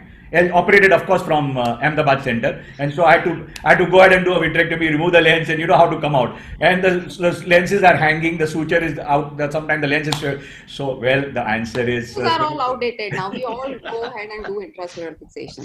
Right. Any method, but it's an intrascleral fixation. Right. It's the best place, anatomical. My opponent wants to put the lens everywhere except the anatomical position of the lens. He wants to put his lens anywhere. It's a wrap. Okay, now we'll have the wise men. Dr. Samar Basak, your opinion on this? I think the scleral fixation lens, if it is done by a vitreous surgeon, VR surgeon, that is the perfect one. Because we have seen in our hospital, 2 groups of people are doing scleral fixation, both anterior segment and posterior segment. And some of the anterior segment surgeon actually stopped it because of lot of complication and because of vitrectomy related problem, and they cannot do right vitrectomy. Same to your previous debate, like through pars plana versus through anterior segment. And I go with Himanshu because I see lot of cases. I see lot of cornea cases with anterior chamber IOL down the line after 20 years. So corneal problem is not if the vitrectomy is done nicely, probably the anterior segment surgeon who are busy one, they put the right approach of anterior side. When I'm giving you a tips, if you put the lens in a flip way, in the reverse direction, it gives more space in the anterior chamber, and the complication of corneal problem will be much, much less. Thank you, Dr. Basak. Wonderfully summed up. In the interest to Professor Lahane, sir, your chief judge opinion on this. I heard both of them. Yes, definitely scleral fixation is superior, but yes, the anterior chamber IOL, I definitely, there are complications because of anterior chamber IOL if it is not properly, you can say, implanted. Iris fixation, yes, that is a good choice, and anterior segment surgeons should learn that. But scleral fixation is also better. So we must teach the people, our student, scleral fixation lenses. Thank you, sir. Thank you for both they have fought, but they are friends. Yes, yes, that we all agree. Yes, and it's this is a very good, healthy debate. A little bit of body attack, that's acceptable. Thank you very much. We'll move on to the next motion. Smile patients have more reasons to smile than LASIK patients. And for the motion is Dr. Sonu Goel, and against the motion, Dr. Partha Biswas. Dr. Sonu Goel, share screen, and you can take off.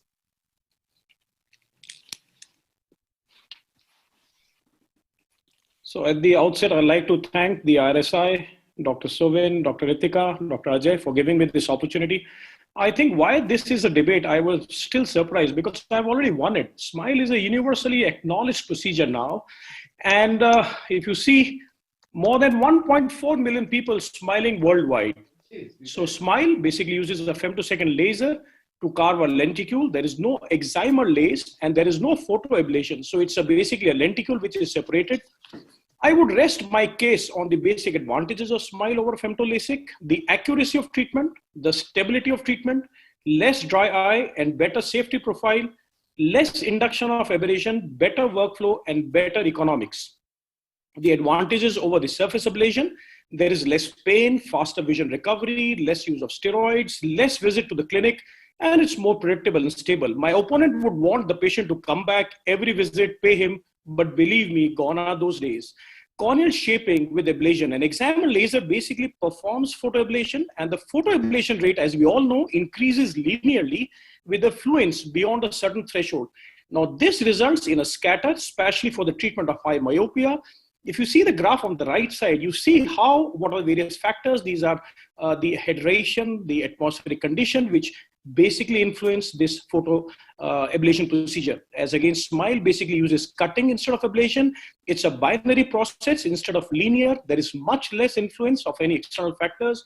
The results are very highly accurate, and the results in high myopia outweighs the excimer laser profile. When you talk about inflammation, the total amount of energy input with SMILE is much less with femtosecond LASIK, and this basically boils down to less inflammation and higher stability of treatment. So if you compare the two, on the left is SMILE, you see less inflammation, and on the right side, equivalent amount of energy, but there is more inflammation. So large number of studies, the safety and predictability of SMILE has been established as against femtosecond LASIK. No flap complications. Gone are those days of microstry, flap dislocation, epithelial ingrowth. Definitely SMILE gives me much better biomechanical stability, which has been proven. Very important is the induction of aberration, because the excimer laser suffers from peripheral fluence loss. The Fresnel reflection losses at higher angle of incidence. There is an increase in the spot size in periphery, which basically leads to induction of spherical aberrations. And though it could be minimized by the newer ablation profiles, but SMILE never has these effects. And so there is no spherical aberration. And this basically translates to a better contrast in SMILE, because there is lower induction of higher order aberrations as against LASIK. If you see the point spread function, the left is SMILE, right is the femto-LASIK. SMILE can address larger optic zones. And yes, dry eye and tear film abnormalities, because subbasal and the superficial stromal nerve bundles are cut when you're taking a flap. As against SMILE, it is only the anterior stromal nerve plexus, which is less disrupted, hence less dry eye. SMILE takes half the time. You have to shift the patients between two systems. Reinserting speculum, I don't think that's a clumsy way to operate. I just work on one laser system instead of two. The capital cost is reduced by nearly 50%. I have to pay for consumables of only one laser, and I maintain a contract between only for a system. So believe me, my friends, this is not a debate. It's a unilateral, one-sided victory. SMILE is a painless procedure with high refractive accuracy, fast post-operative recovery. And yes, it's a COVID-friendly because with microkeratome, you're generating aerosols. I'm very safe when I'm working in these COVID areas with SMILE. And yes, LASIK, reduced corneal biomechanical strength. There is increased post-operative HOAs. There is low contrast under mesopic conditions and more dry eyes. So I think LASIK was a path, but SMILE has been a path taker. So with this, I would rest my case. I don't think it's a debate. It's a unilateral victory. Thank you. Though I'm fighting against my boss, my chairman, but yes, I've already won the case. Thank you so much. Thank you, Dr. Sonu. So Partho, if you've heard Dr. Sonu, he says SMILE has greater accuracy, stability, better shaping, lesser high order aberration, less inflammation, and there are more variables with the excimer laser, less complications with SMILE, more of dry eye with LASIK, and he says it's less expensive too. So what do you have to say? Partho, all yours. We can't hear you, Partho. We can only see your slides. Can you unmute yourself? Unmute. Partho? Partho, you need to unmute. Yes. Yes. So, yes, I'm everything against Sonu. My brother, my friend, and my comrade in scientific committee. But today, for the next 4 minutes, I'm everything against Sonu. Because the smiling patients, the faces are the most beautiful images in the world today. And so are equally beautiful our smiling surgeons. But are they real smiles? We'll just see to that. Now, a forced and unnecessary smile is the worst thing, and nothing can be more hideous. My opponent says smile gives more reason to smile, but let's see why he says so. Lesser incidence of dry eye, better anatomical strength, lesser iatrogenic keratoectasia, better visual outcomes than LASIK, more advanced and superior technology. Well, let's see. Now look, this is what it is. There is no clinical increase in the parameters when compared to LASIK, dry eye. And the corneal sensation, one of each patient with SMILE, the other with LASIK, corneal sensation with SMILE, but however, it is not much of use. And dry eye parameters, Schirmer's, Tibet, osmolarity, no. Corneal hysteresis and resistance factor, no difference between SMILE and femto, either corneal hysteresis or resistance factor. Long-term stability, no difference of SMILE with LASIK, 5 years. No difference in spherical equivalent, the central corneal thickness, or the total corneal power. So I prefer not to smile. And the disadvantages, the eye tracker system to correct cyclotorsion, no, it's not there. Commercially available for hyperopia, no, not there. Topo-guided treatment, no, not there. Cyclotorsion compensation system, no, not there. And it's a technologically handicapped for myopia, high astigmatism, and higher order aberrations. Intraoperative troubles, the laser application is difficult. Obligatory, it has to be converted to a femtoflap, and to avoid creation of irregularity, leading to irregular astigmatism. So this is an imperfect technology. It's still under research. The visual outcome, it's slow and unsatisfactory, and that's it. Nothing comparable to SMILE. And this is the truth. The truth is strangling patients to SMILE. My dear Sonu. Thank you, Dr. Partho. So that was a body attack on Sonu. And what Partha had to say is, चुरा रहे हो, क्या गम है जिसको छुपा रहे हो. Thank you. so Partha says that it's a pseudo smile on the patient's faces as well as the surgeon's faces. And it's all fake news that you're talking about. There is no hard evidence for your tall claims. And it says that the surgery is handicapped. Fortunately, he didn't say that the surgeon is handicapped. And he says the surgery is full of imperfection. What do you have to say, Sonu? So actually, the truth is that it is only once you experience the surgery, then only you realize what the smile on the patient the next day is. You know, you're working through a 2mm incision or a 2.5mm incision as against a 20-25mm cut. So personally, owning a smile and using it for maybe last 1.5 years, I have almost converted 80% of my LASIK patients to smile. And believe me or not, the smile on day one of the patient, you know, less dependence on the lubricant drops. Earlier, we used to give for 3 to 6 months, but now it's been it's a past. It's hardly a month, and that too, the patients are not serious. They resume their work, and we are hardly worried for their follow-up visits because nowadays we don't give them any restrictions, so avoiding water, stuff like this. So I think smile has been a game changer, though I would agree for hyperopia, yes. Very shortly, we'll have, Zeiss has promised us on the Visumax platform that we'll have hyperopia also. So every technology, you know, evolves. And yes, smile is far, far ahead of LASIK and the surface ablation. And definitely both LASIK and surface ablation, depending upon thin cornea, steep corneas, too flat a cornea, or maybe where the cornea is badly scarred or where you need a topographic treatment. Yes, there is some place for these tiny, you know, people who operate on these, the lesser known systems. But I think smile is being a game changer, and the proof of the pudding is only once you have it.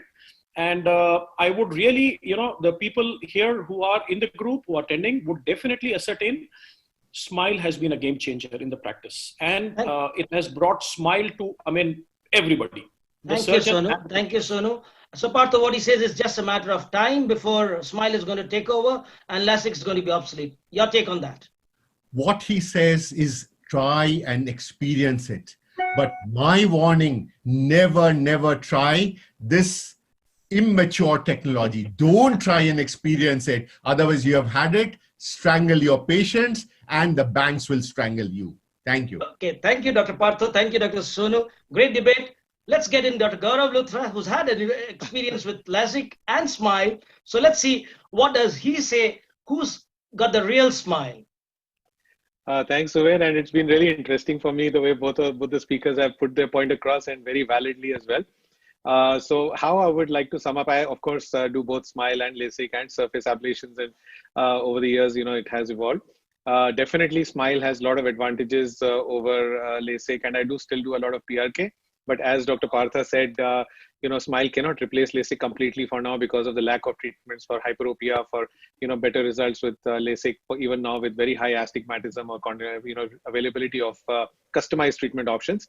But I think all manufacturers are moving towards smile-like technology, and, you know, the evolution of examers has practically, you know, come to a standstill. All companies will eventually have a smile-like platform because the advantages are too many. Yes, the technology is getting more and more refined by the day. As things stand today, I think LASIK still has a big place, and smile is gaining ground for sure. And I think down the line, there's a good chance that smile will replace a big volume of LASIK. So I think both technologies are very valid today, but the future may be different. Yes. Thank you, Dr. Gaurav. Very balanced statement, I must say. Thank you. And we'll have Professor Lahane, sir, a quick note on this. Yes, the Gaurav has definitely, I think it was a very balanced statement. Yes, smile, it is having definitely some advantages, but yes, LASIK is, I think it will be there, it requires, because in hyperopia, astigmatism, there is no treatment in the smile. And like that, today also, we are doing the small incision surgery. If there is a PICO there, and if you compare, it is like that. Yes, it is a better, smile is better, yeah, but LASIK is to be good. Thank you, Professor Lahane, sir. Thank you very much. We'll move on to the next motion. Active fluidics is better than passive gravity fluidics. For the motion, Dr. Ramamurthy, and against the motion, Dr. Kumar Doctor. Could we have Dr. Ramamurthy, sir? Thank you so much, Suvain and IIRSI and Ritika for having me over here. I'm strongly for active fluidics, and I believe that it's much better than gravity-fed fluidics. What exactly does gravity-fed fluidics do? All of us are extremely familiar with this. I was doing it for 20 years, and some of our machines still use this. The bottle is raised to 80 or 90 centimeters above the eye level, and simply to maintain which translates to an intraocular pressure of 60 to 70 millimeters.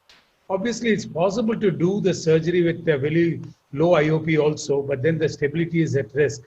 And when occlusion breaks, the intraocular pressure can drop by almost 50 millimeters. So obviously, there's a huge surge which leads to the corneal endothelium and the posterior capsule coming close to each other, and that's what is deleterious. And this more fluid going through the anterior chamber, the turbulence, especially becomes more marked when there is higher AFR or 2.2 millimeter incisions are used. And that's the reason there are some claims of 2.2 millimeter incision being used. More often than not, these surgeons who are regularly using gravity-fed fluidics are using a 2.8 millimeter incision because that's what these machines make you comfortable with. On the other hand, when you talk about active fluidics, it's essentially a bag of BSS which is placed between two small pressure bays, and which essentially approximate to each other, exquisitely controlling the amount of fluid that is going in and controlling the intraocular pressure, the preset intraocular pressure right through the surgery. Basically, the information, the indications to this coming from the optical sensors, which could be irrigation pressure sensors as well as aspiration sensors. And nowadays, you have this active sentry, which is incorporated, which is also irrigation pressure sensor, which is incorporated in the phaco handle itself, and because of which the intraocular pressure is maintained right through the surgery. So the sensor plates essentially squeeze the bag and ensure that just the right amount of fluid goes into the eye, maintaining the intraocular pressure, whether it's nucleus fragmentation or whether it's evacuation of the fragments or whether it's the entire irrigation aspiration that we are dealing with. And so there is no question of excessive intraocular pressure rise, no discomfort for the high myopic patients, etc. This slide sort of sums up what I have to say, in the sense that you see in case it's a gravity-fed fluidics, the intraocular pressure, when occlusion occurs, raises up to this degree, and when occlusion breaks, there's a sudden drop to this extent. And because you don't want the drop to go beyond a certain level, you're forced to maintain the intraocular pressure higher. On the other side, when you are having a active fluidics, the raise in intraocular pressure as well as the drop is much more controlled. That is the reason the entire surgical process is better under control. And when you're talking about fluid displacement per se, the amount of fluid that gets displaced, both at the quantum as well as the time duration for which it takes place, is much, much less when you have an active fluidics. But on the other hand, when you have the gravity-fed fluidics, this is the extent to which it happens. I'm not going into the numbers because of the lack of time, but suffice it to say there's a huge difference between the two, and the kind of stability that you enjoy with active fluid is unmatched. Just to show you a very quick video on this, I'm using, it's a high myopic eye minus the +1 diopter intraocular lens being implanted, post-retinal detachment. You can see the intraocular pressure I'm placing is 20 because I don't want the chamber to deepen. But in spite of it, I'm able to place fairly aggressive settings of aspiration at 34 and vacuum at 600. And you would see that when it comes to even to the last quadrant evacuation, I'm able to employ vacuum to the higher levels of 525, 530 with the anterior chamber maintaining absolutely stable, no, not even a flutter over there, in spite of the intraocular pressure being 20. Obviously, there's not something that's possible with the gravity-fed fluidics. And even in these cases, I would have had to raise the intraocular pressure quite significantly. So essentially, what are the advantages of active fluidics? Excellent chamber stability, more physiological intraoperative intraocular pressure, more natural intraocular pressure targeting in the range of about 20-30, more closer to what the patient normally has, optimal fallibility, and most importantly, reduced occlusion break surge. Kumar just tried out you will be able to set and maintain your intraocular pressure right through your surgery.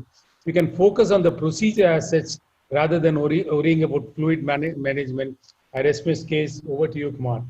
Thank you, Dr. Ramamurthy. So, Kumar, you heard him. He said that you have to move on to new technology, and the fact is that it's got stability, reduced turbulence, and it's more physiological. So let's hear it from Dr. Kumar.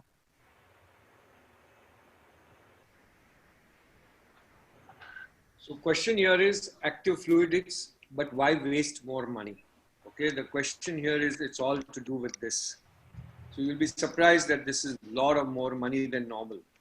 So which are the only machines which are here, and the above ones have the active fluidics? One, the speaker spoke, the other one is there in the market. But why was it really invented? Let us look at the history of it. For stable anterior chamber, to prevent surge, to keep the posterior capsule away, and of course the stretch or the pain that the patients feel when more fluid goes in, and that's the reason why this was really invented.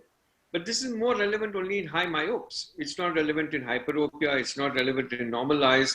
And the most important thing that he didn't mention was setting the patient eye level, which was a huge problem. Many doctors forgot to do this, and that's the reason why they introduced something new. What are the other machines do not have this? And all the other machines do not really feel the need for this at all. The reason being, can you see me? It's suddenly become very dark, Kumar. Okay. Now it's better. Yeah. So all the other machines do not have this or need to have this at all, and doctors have never asked for it. So there are lots of machines here which are there. I don't know why is it frozen. So there are lots of machines in the market. So this is one machine, second machine, third machine, fourth machine. There are so many machines in the market. Don't have to think of it. Don't think the doctors feel they need it. They don't want to give it in the market. So what can we do if you don't have active fluidics in our machine? It's very simple, as rightly mentioned by Dr. Ramamurthy, that at 70 centimeter bottle height, the IOP is 50. At 100 centimeter bottle height, the IOP is between 50 to 60. So just adjust the bottle height and your IOP will be well controlled. So you really don't need to worry about it. I'm going to show you a video where we have not adjusted anything and yet it's brilliant. So to get the same effect, why spend more money? It doesn't end here. What actually comes here is at a real extra cost. The extra cost of the machine, which is fine. Extra cost of the pack. Packs are more expensive than normal cost. Extra cost for the BSS. This needs a special pack BSS. Your normal BSS, which costs X money, will not be used in this. And of course, we are helping the company with no benefit to the patient, no benefit to the operating surgeon, no good ideas. Now, company feels that you need more money. Let's rebrand it something different. So I personally feel just having a good car, you also need to have a good driver. Okay. So when Ramamurthy bought it, he was impressed. When he started using it, he was really impressed. But now when the CMC starts, the whole expression changes. So all these machines have a huge CMC that go with it. Now, what was the issue here was a good surgery, good visual outcomes. We don't need to worry about active fluidics. Nowadays, we have brilliant sleeves available. In fact, we should concentrate on a good surgical outcome where it's a 4-minute surgery. Make good wounds, which are leak proof. You can have a 2.2 millimeter wound. You can have a 1.8 millimeter wound and yet not worry about it at all.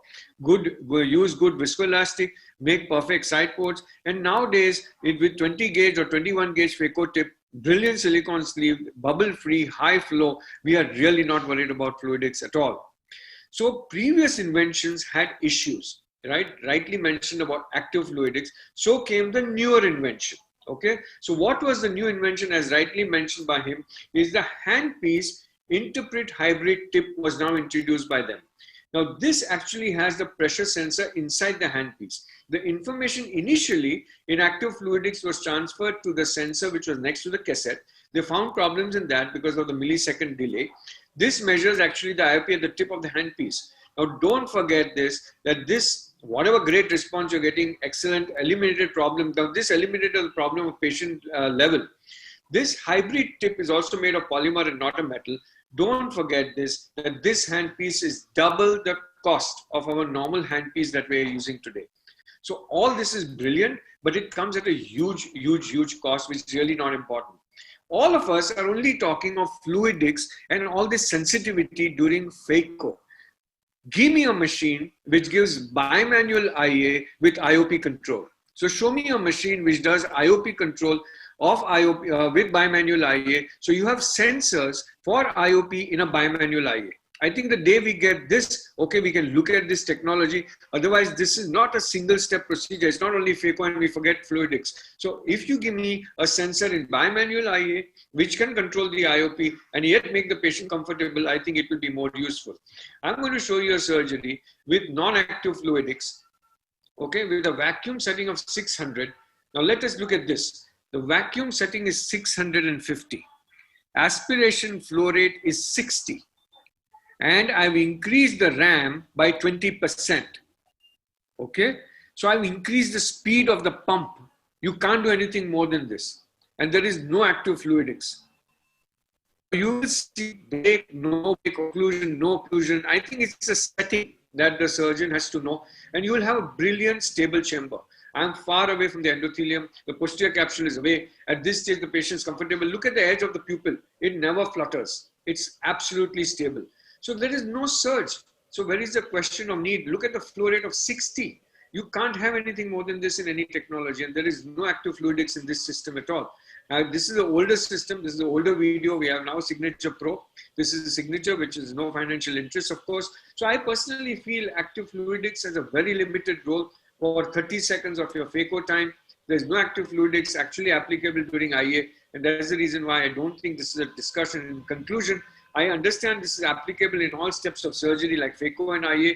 The cost is extremely high. So why at all this debate? I think it's not at all a necessity tool today, without which 100% we can do a brilliant surgery. Thank you, Dr. Kumar. So what he says is it's got limited relevance, it's unwanted and superfluous technology. The extra cost is not justified, and there are other ways of going about it, and it's still an immature technology. Dr. Ramamurthy, a quick take, 30 seconds on this rebuttal. I really don't know what to debate because he hardly said anything against active fluidics, but for saying that it's expensive and he showed a good surgery. Obviously, the technique is better than, more important than technology. I don't say that. And Kumar is a great surgeon. But having said that, there is intraocular pressure control that's there both for irrigation aspiration and all steps of phaco that is there.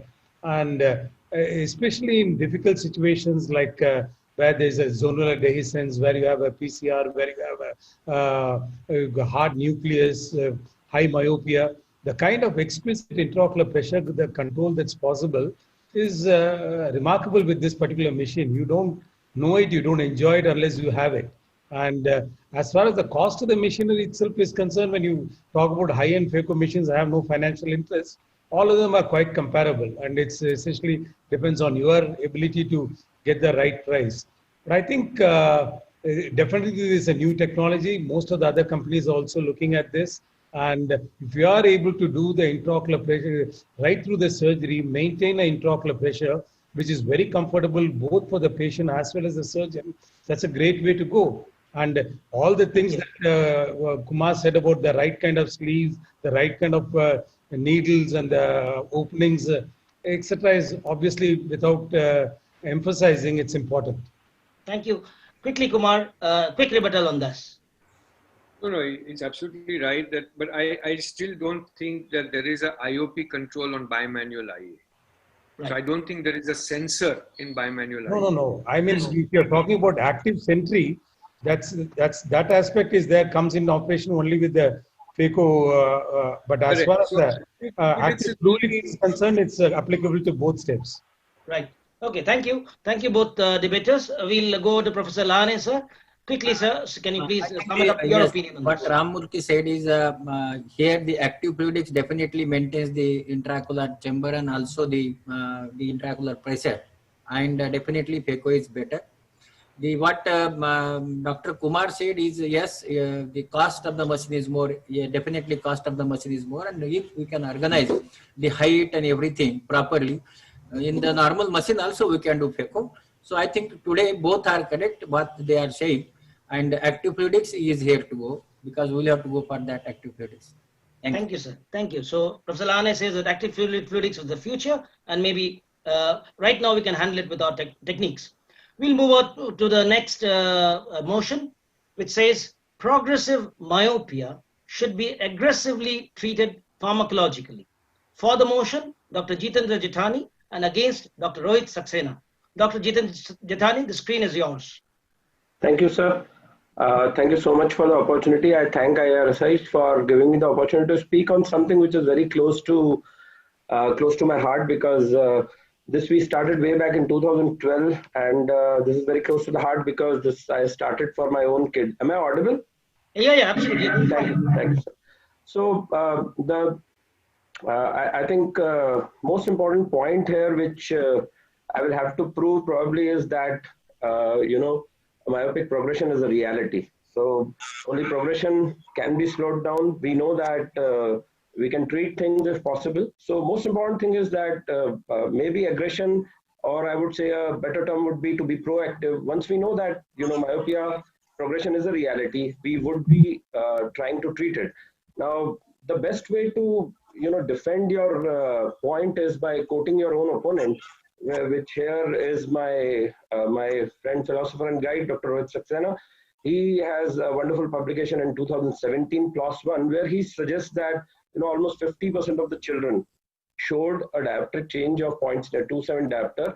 And if we dig deep into the study, we can see that almost 28.4% of the children progressed over 0.5 diopter over a year. Now we move on to another research which was published this year by Pavan et al., in which you can see that there is a great progression of almost 0.5 diopter in the age range of 0 to 15 years of age, and this is per year. Now this is from our own paper. Why I am quoting only Indian studies is that it is important to understand that the changes of myopia can be race-based and the type-based. So this is our own study which we did, and we did a RCT for 3 years, and we could prove that you can reduce and slow down the progression of myopia. Now this is another good article in 2016. It was published. You can see that atropine is a very good viable option for management of myopic progression. There's a recent article by Yam et al. Where he showed that 0.05% atropine was a great and was a promising agent in slowing down the myopic progression. So the point is that if myopic progression is a reality and it is proved beyond doubt, why will we not treat it? I mean, what stops us? The question is not who will do it. The question is who will stop us from doing it. Because if it is my own child, in fact, one of the first child which I treated for myopic progression was my own son. So why would I not use it? I mean, I know that this particular drug is efficacious. This particular drug is useful for axial myopia. Why would I not treat it? The only thing is that whether it is axial myopia or not, and whether the progression is documented or not. If it is an axial myopia, if it is a documented progression both on the basis of refraction and axial length, I am going to treat it aggressively, proactively, whatever may be the term, but there is no reason why I won't treat it. So I would finish my argument by saying that we can believe in God, but lock your car. Thank you. Thank you, Dr. Jethani. So Rohit, for you, what he did is he's put your own publication on you and against you, and he says that progressive myopia is proven, it's there. Atropine is proven as a treatment, so why not avail of it? Your views on this? Dr. Rohit. We can't hear you, we can't see you. We can see your slides. Dr. Rohit, you need to unmute yourself. Yeah, sorry. So now I'm there? Yeah, you're good now. So, so there is a huge twist to the argument my good friend has made. I don't disagree, progressive myopia occurs. As he's shown, I proved it, so I don't want to prove it again. I don't disagree that we should be concerned, we should be fairly aggressive. My only catch is the word pharmacologically. And let's see why I disagree.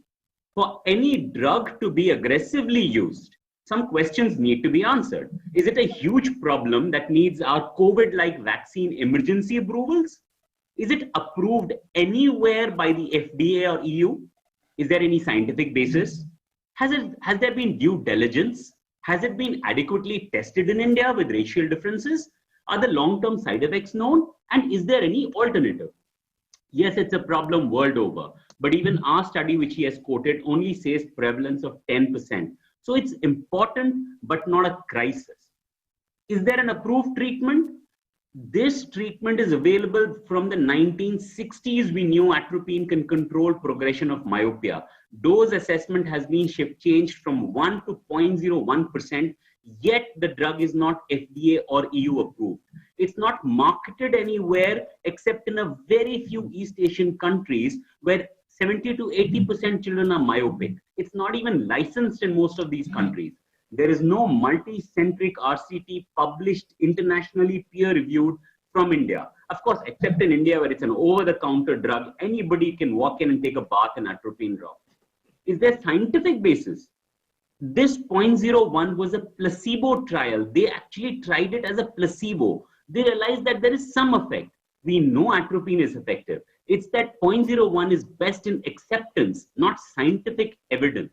Now a LAMP study has shown that 0.05 is better in efficacy and same side effects. There is a puzzling disconnect. Low dose atropine or 0.01 does not significantly reduce the elongation of the eye, which is our key intervention. It doesn't matter if the glasses are less if the eye still continues to elongate. Is it harmless? Just because in 2 years we haven't seen side effects, what do we know how it's working? We're not sure. It works through some receptors, but they were waiting for Dr. Jitendra to use them to stop myopic progression. They are there for some other purpose. Let this not be our thalidomide. And the most important thing, it distracts attention from alternative, approved, effective, proven therapies. You see this chart. This is atropine in all these ranges, and there are all these options present to prevent myopic progression. So due diligence is a must, not bull-headed aggression. You need, just because there is evidence of some effect and apparent lack of side effects does not make it the standard of care. Be judicious in your treatment, use all options. This is from Singapore, the place where the maximum research in the birthplace of 0.01 atropine. They don't say, come take your barrel of atropine. They say, go outdoors and play, which is proven to be very effective. Thank you. Thank you, Dr. Rohit. I really loved both the arguments. So summing up what Dr. Rohit said, that there is no regulatory approval, there is no RCT, and though it's a 40 to 50-year-old treatment, there is still no direction on the proper usage, and it really does not address the real problem of axial length progression. Dr. Jitendra, what do you have to say? Quickly, 30 seconds. We are running short of time. So there are 4 things which Sir has said. One is that it was a placebo treatment, which we agree. Okay, it was a placebo treatment. So if it is a placebo treatment, then it is proved that it has got no side effect. Because if it is placebo, if we are saying that it was a placebo treatment, then the chances of it having a side effect, it is diluted 100 times. So the chances of side effect is not there. Why it is not FDA approved? We know how pharma industry works. Nobody is going to get a FDA approval for atropine. Atropine is a 13 rupees drop. Nobody is going to have nobody has got any money in that. We can come to terms with that. Third thing is there is no science behind it. All the meta-analysis, I quoted a paper which was published in 2016. I can quote plethora of journals. There's a white paper by WSPOS, which is World Society of Pediatric Ophthalmology and Strabismus, and it says that if there is an intervention which works for progression of myopia, it is low concentration atropine. Fourth thing is that the Singapore people do say that you should go outdoor, but who said you don't have to go outdoor? I mean, we are talking about pharmacology of atropine. I don't disagree with whatever Dr. Rohit said, because he has been a great friend and a mentor. But the point is, this is an evolving thing. 0.01% works, 0.05 works, whatever works, the damn drug works. So that is the most important thing, that it works. And thank you. Thank you. So we heard that it says it works. So Dr. Rohit, your last take on this, 30 seconds. The damn drug does work, but we don't know how, and we don't know what problems it can cause. We'll find out, and it diverts a lot of our attention from, like I said, the alternative FDA approved intervention. It will never get approved. So use your mind, use everything. I don't say, so I objected to the word pharmacological aggressive intervention. Intervene aggressively, but not only pharmacologically. So advise the patient, discuss, and look at all the options. Lovely. Thank you. Thank you very much, both of you. And one aspect was Big Pharma has no interest in this. We'll come to that later. So Professor Lane, sir, your last... Both Rohit and Jitendra, they spoke very well. And what Jitendra says, it is a pharmacological We are also using here 0.05% atropine, but not only the pharmacological. We will have to also see the other, we can say the treatments and modalities also. And I think, yes, aggressively we should treat the myopia, which is progressive myopia. So Yeah, both. thank you very much, both of you. Thank you, Professor Lane, sir. With COVID around, we can't ask our children to go out and play in the sun. Neither can we ask them to be off the devices. So we are in a catch-22 situation. So thank you all debaters for a wonderful, lively, and very healthy debate, a very informative one. Thank you, IRSA, for this opportunity. We look forward to more sessions like this. Sorry for being late on the time. I'll hand over the mic to Ritika. Thank you, Suven.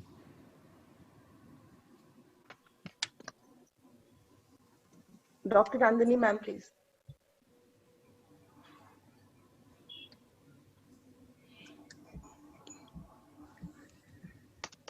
Unmute yourself, Nandini. Yes, can I be heard? Yeah. Thank you. It's a great honor to be able to introduce Dr. Roberto Pineda. He's an ophthalmologist with subspecialty training in corneal disorders, external disease, refractive surgery, and ocular trauma. His specialty areas include laser vision correction, corneal surgery, and cataract surgery.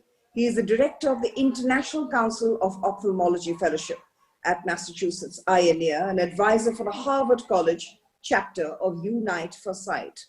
In 2014, he was named Associate Director of the Office of Global Surgery and Health at the Massachusetts IIRSI. He's a recipient of numerous awards, including the 1997 Harvard Ophthalmology Teacher of the Year, the 2000 Partners in Excellence Award from the United Arab Emirates Project Team, and the 2001 Massachusetts Eye and Ear Medical Staff Recognition Award, and a 2014 American Academy of Ophthalmologists Senior Achievement Award. Along with my colleague, Dr. Oyan Mohanto, a prolific surgeon from Disha Eye Hospital, I'd like to welcome Dr. Robert Pineda and a team of outstanding panelists. And as Dr. Robert Pineda gets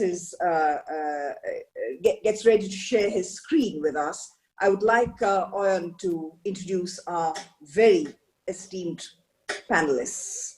Thank you, Dr. Nandini Rai. We have three very eminent ophthalmologists from all over India as panelists who are stalwarts in their own fields who need no introduction. Professor Narmada Sharma is a professor of ophthalmology at the All India Institute of Medical Sciences. Dr. D. Ramamurthy is the chairman of the Eye Foundation and is a prolific cataract and refractive surgeon. And with us, we have Dr. Samar Bashak, who is the director and one of the founder members of Disha Eye Hospitals, Kolkata. He looks after the cornea, cataract, and external eye diseases and eye bank services of Disha Eye Hospitals. And over to you, Dr. Pineda. Roberto, you have to unmute yourself. You have to unmute yourself. Can you hear me now? Yeah, but no, it's make it louder, please. Okay. Is that louder? Is that better? No.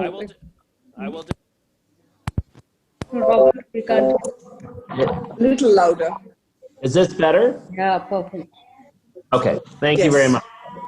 Well, a pleasure to be here with everyone today, speaking at the IIRSI Sunriser East 2020, and look forward to sharing my lecture with you all this morning. And pleasure to be here with the esteemed group of panelists. So I will share my screen.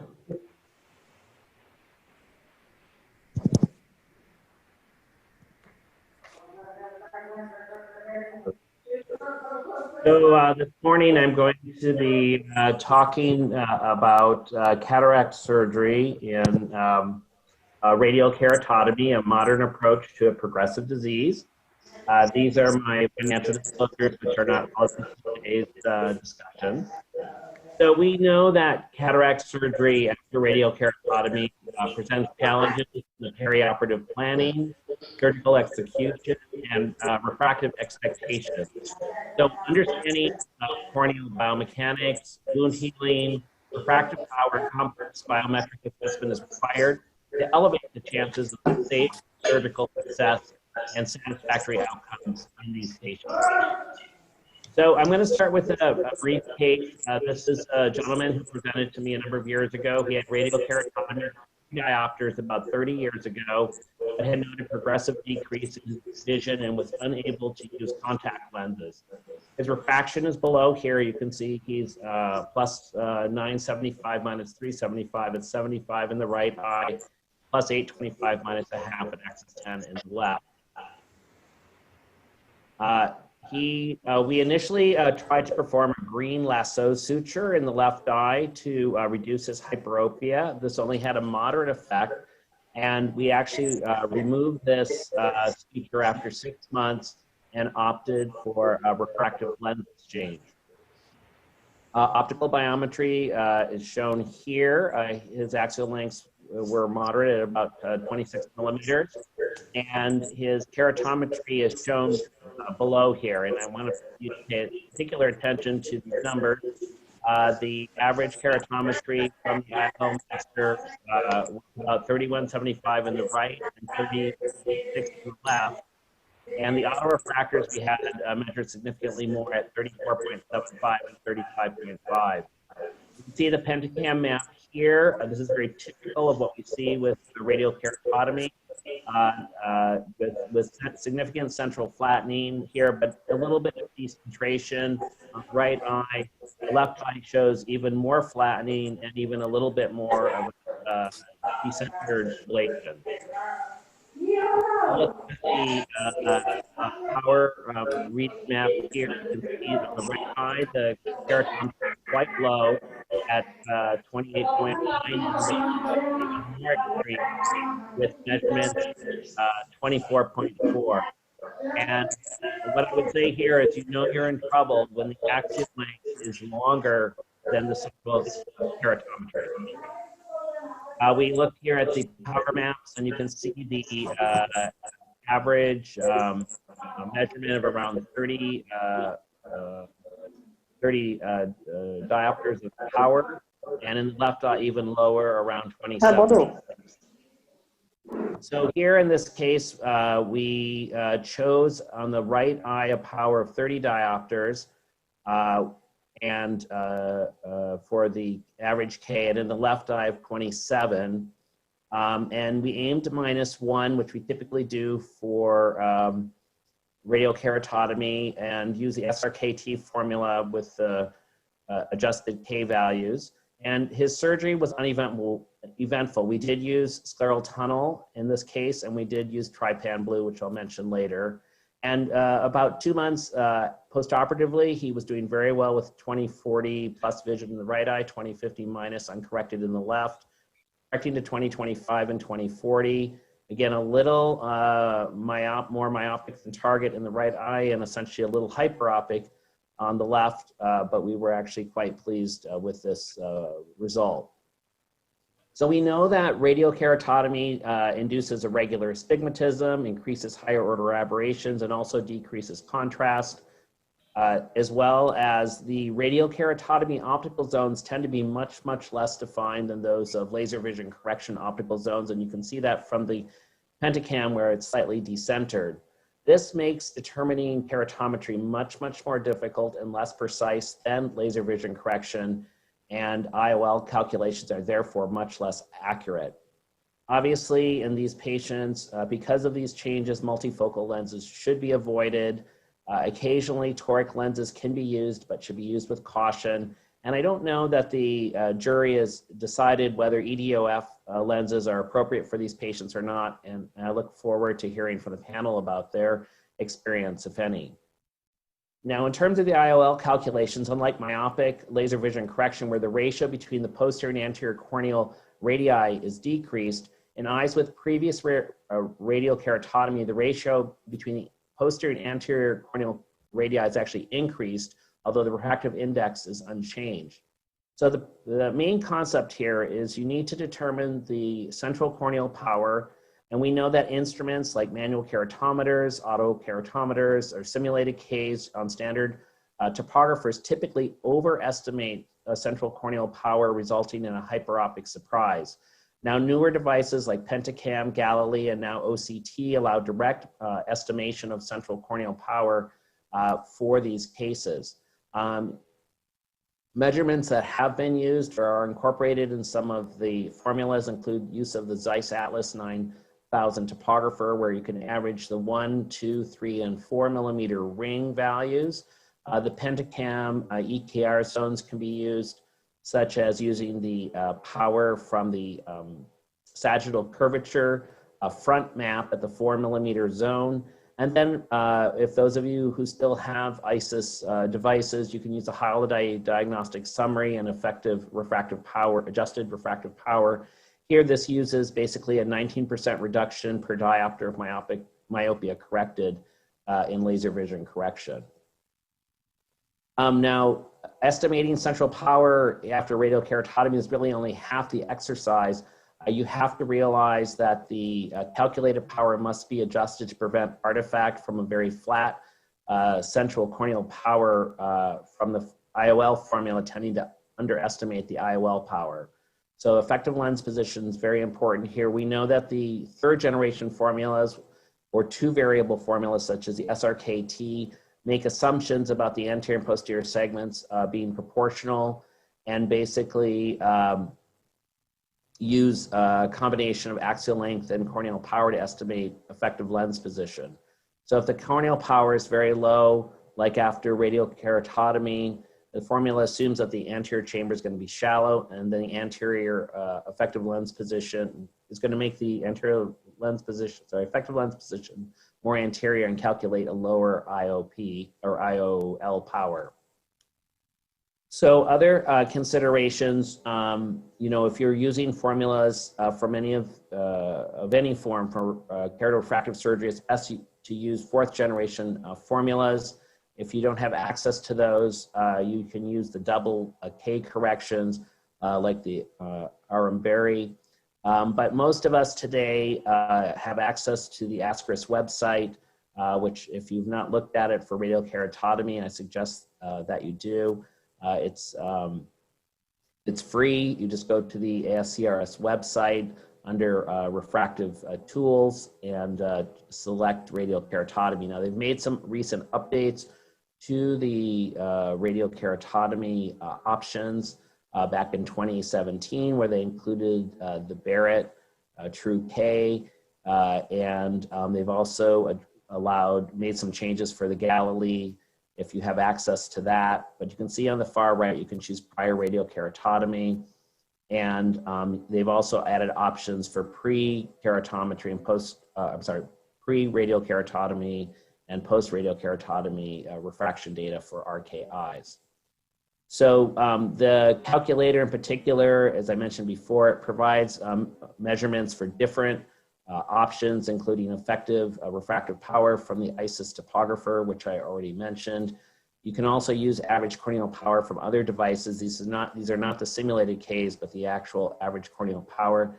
The Zeiss Atlas 9000, you can use those numbers to average the corneal power. And then the Potvin Hill from the Pentacam. Now this actually uses a Holiday 1 IOL formula using the thinnest corneal pachymetry from the Pentacam and power from the sagittal curvature map centered on the pupil. This is what the ASCRS calculator looks like for radiokeratotomy.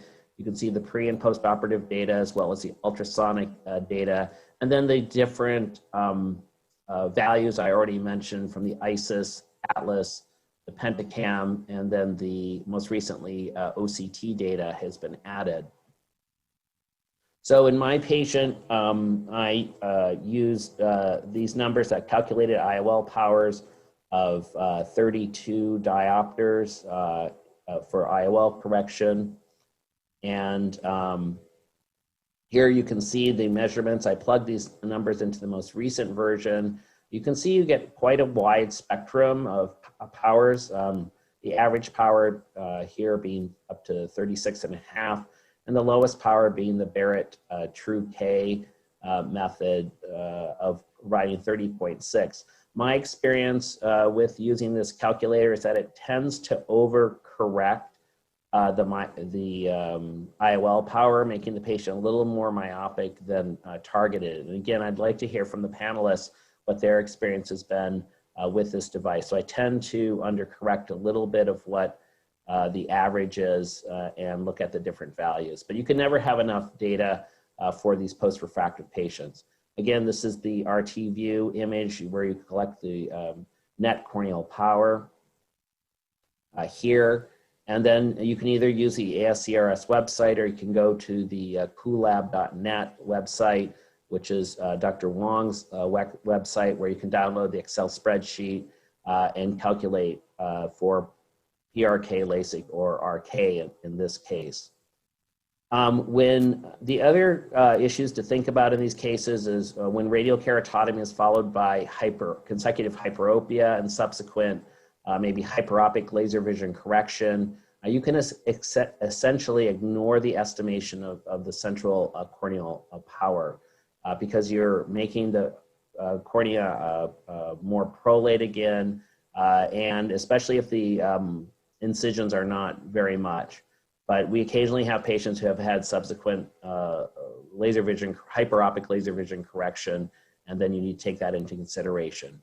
As I mentioned before, when we calculate the IOL power, we know from the PERC study, the progressive evaluation of radial keratotomy, that patients, a large percentage of patients, nearly 2/3, become hyperopic over time, and that we should target a myopic endpoint for these patients as their hyperopia will continue to progress over time. So we also know that many RK patients tend to develop, against the rule of astigmatism with progressive flattening, including hyperopic astigmatism, and that we can use the cataract incision based on the patient's astigmatism to help reduce that. Therefore, there may be a lot of benefit in making a clear corneal incision, the horizontal axis or temporal incision. It's also important to note that when you're making your incisions, you never want the incision to cross any of the RK incisions. This tends to induce fish mouthing and leads to poor healing and sometimes inducing high amounts of astigmatism. Again, some people can suggest suturing the RK incisions to minimize astigmatism. And if there were more than usually 8 or more incisions performed, a scleral tunnel should be considered or preferred over clear corneal incision. This is actually from Dr. Devgan's illustration here showing the potential to perform a clear corneal incision versus a scleral tunnel based on the number of incisions. If incisions are well separated, you can potentially, even in an 8 incision cut, consider a clear corneal incision. But if you have more than 8, usually a scleral tunnel will make much more sense for stability. Now there's an interest, this is here just showing some gaping. I'm sorry, I think the image is a little blurred, and the need to place an incision for these post-RK incisions because they often do leak. Now there was an interesting Italian study back in 2017 that looked at 24 patients who had 16 incision RK, and they broke those patients down into 3 groups. Those that had superior clear corneal incision and no suture across the RK incisions, 8 patients with temporal clear corneal incisions and no suture, and those with temporal clear corneal incisions and a suture across the adjacent RK incisions. And what they found was that in groups 1 and 2, there was actually significant RK dehiscence, whereas in group 3, where the suture was placed, there was none. And this is what I'm referring to. If you're going to do a clear corneal incision, you want to place a suture across the adjacent RK incisions to prevent them from dehiscing. We know that the RK incisions are weak and they're prone to opening during surgery, and that the incisions made during surgery, you should avoid intersecting existing RK incisions. Therefore, it's best to use a smaller incision, 2.4 millimeters or less. And actually, during the phacoemulsification itself, you want to have a low flow or lower the bottle height and potentially use a smaller phaco needle to ensure good fluid inflow that's going to be greater than fluid outflow. For all these cases, I recommend the use of trypan blue for visualization. Sometimes there can be a lot of distortion, or it's difficult to tell where your phacoprobe is when you're potentially grooving the lens. And if the RK incision does open during surgery, you could have sudden instability or shallowing of the anterior segment. This could obviously increase the risk for posterior capsular rupture or zonular issues. And then at the end of surgery, we don't typically do this, but I think it's a good idea in radial keratotomy. You want to paint the cornea with fluorescein to check for any leaks. And this can, and if you don't identify any, these can easily be repaired while the patient's in the operating room. Technology-wise, we have intraoperative aberrometry these days, which can help in assisting with these more complicated cases. Intraoperative aberrometry has been certainly helpful with toric lenses or post-refractive cataract surgery.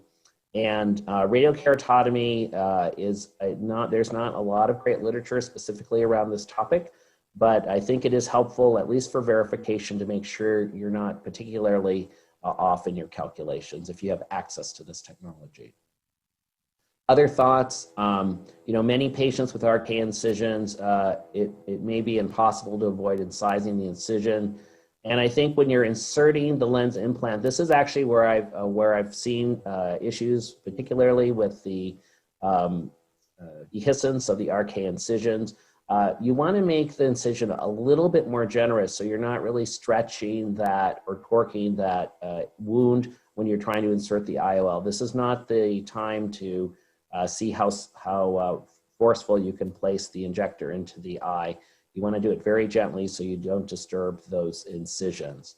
And obviously, if the incision splits at this point, it will be less of a problem than if it occurs earlier in the case.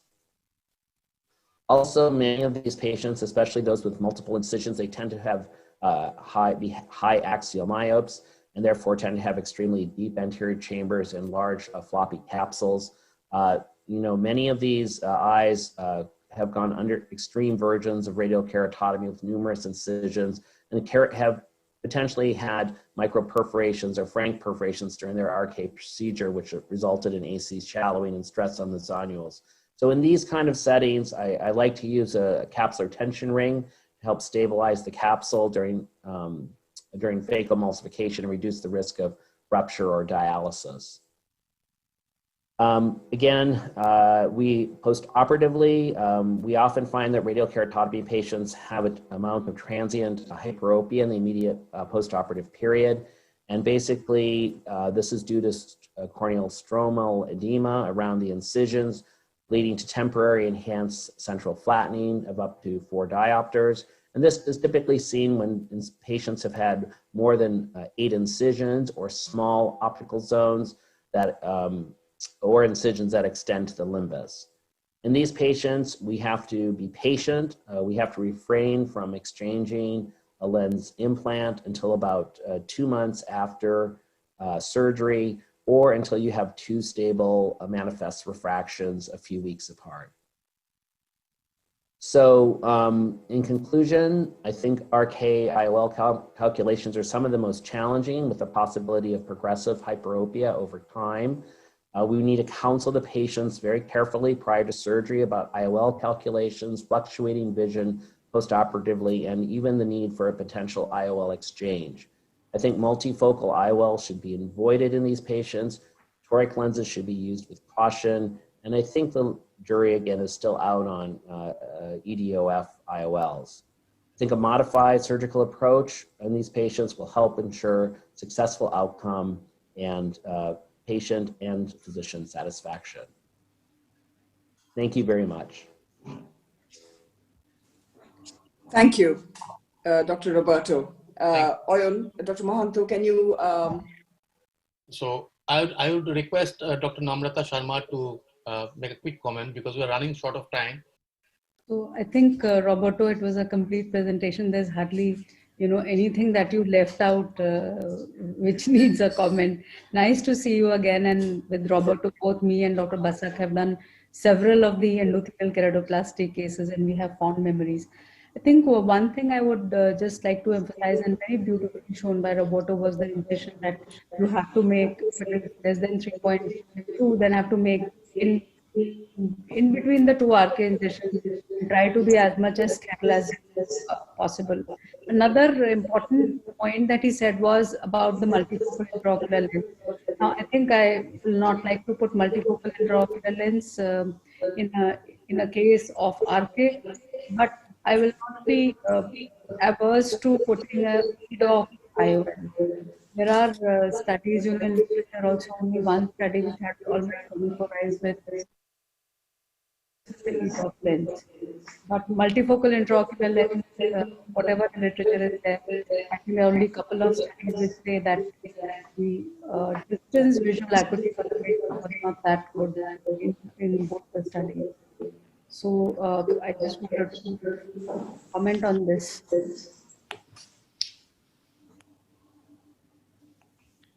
Dr. Roberto? Yes. Yes. I'm sorry, what was the question, Mr. Namrata? Did you have a specific question? No, about the EDOF lens, Roberto. Yeah, we have. I think the Vivity lens is what people are talking about as a potential lens for these patients. The other lens that might be very appropriate for these patients are the IC8 lens. The pinhole lens might be a good option for patients that maybe want a more extended depth of focus effect. And I would probably opt for that, but I have no experience. They're not approved yet in the US.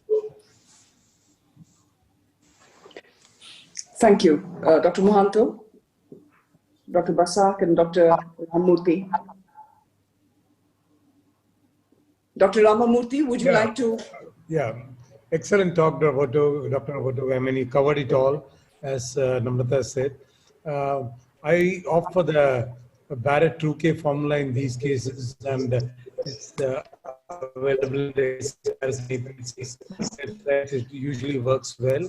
And what I normally aim at is, as you said, it's usually a small hyperopic outcome that you expect in these cases. So this is what I wanted to clarify with you. If I get a plus 20 diopter calculation, I go for a plus 21 or a 21.5. I aim at a little bit of myopia. I mean, I found that the example that you showed, you slightly reduced the intraocular power. I don't know whether I understood it wrong. Usually I aim at a slightly higher power than what my calculator gives. And when you have multiple incisions, I usually go ahead and don't do a clear corneal incision, but go ahead and do a sclerocorneal tunnel. And in these cases, it works quite well. And one last question from me is that before RK completely went out of the scene, this mini RK concept came into being. And have you had any experience with doing these mini RK cases? I believe that these cases do not do any differently from our normal eyes. Is this been your experience? Again, I think the experience with RK and lens calculations is very interesting. I think the older form of the IIRSI RK calculator it ended up being more myopic in most cases. I think the new version is much more accurate. But I always target -1 for these patients anyways. I've found the Barrett True K to be probably the most accurate of the formulas. And personally, I think doing scleral tunnel on all these cases is would be okay, because you don't really want to get too close to the limbus or to the incisions, which might aggravate the astigmatism. I mean, a scleral tunnel is going to have the least astigmatic effect compared to clear cornea.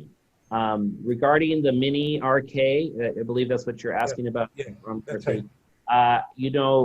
It's interesting. Most of the mini RK, by that time, I think that Lindstrom introduced, I mean, they were doing shorter incisions and fewer incisions.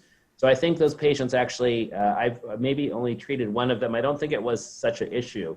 But it's those older RK patients with multiple incisions and longer incisions and smaller optical zones that are the ones that really challenge all of us.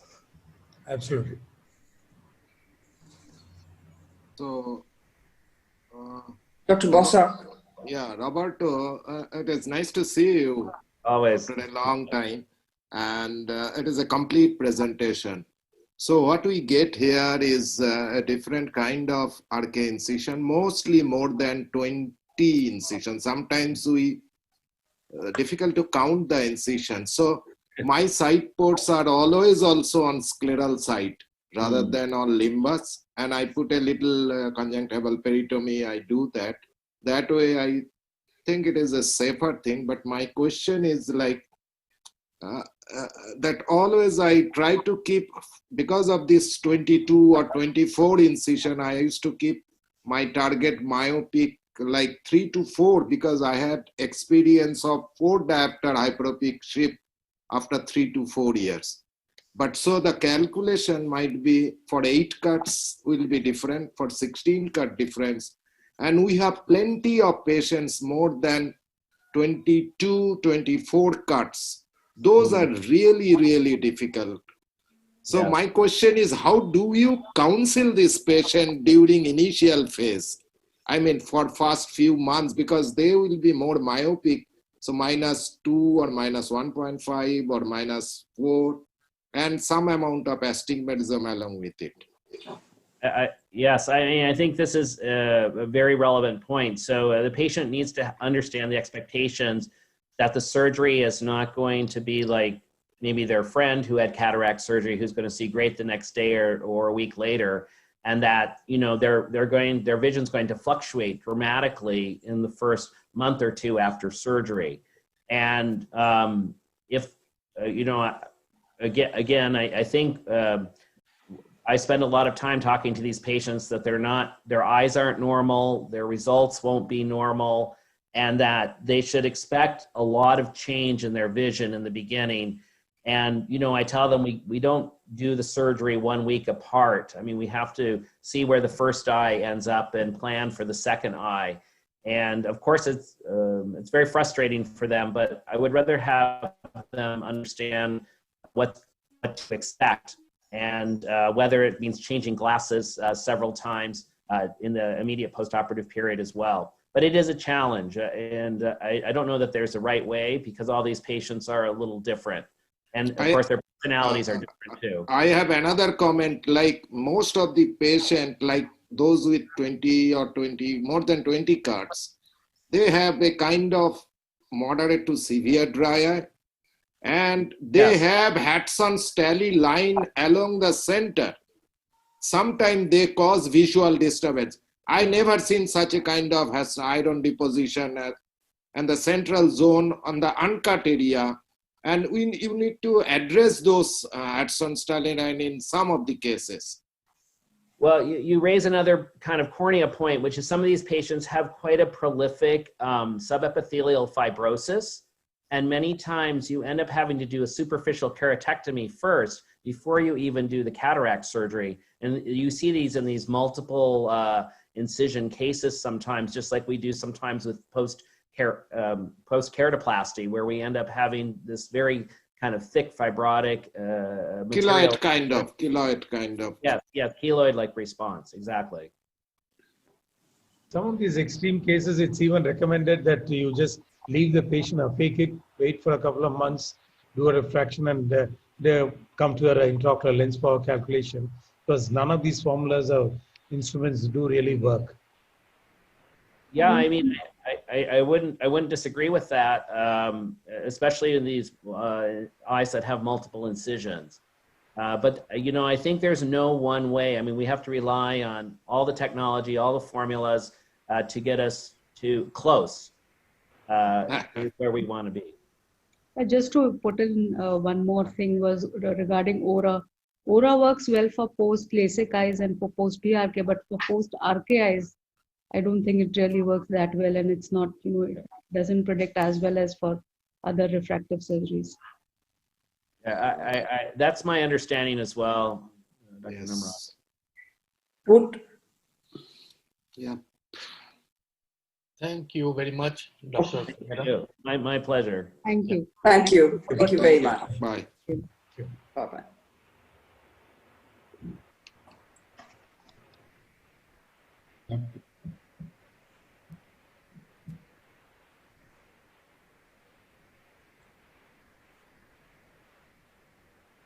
Well, thank you so much for the interesting and very informative. Let us welcome all of you to this session. This is the Sunrisers Challenges and what did I do different this time? Let us welcome our chairperson for this session, Dr. Harbans Lal sir. With me, Dr. Ajay Pal will be moderating this session. Our esteemed panelists are Dr. Ayan Mohanto, Dr. Nandini Ray, Dr. Ashok Nanda, Dr. Arup Bhaumik, Dr. Subhash Prasad, and Dr. Biraj Jyoti Goswami.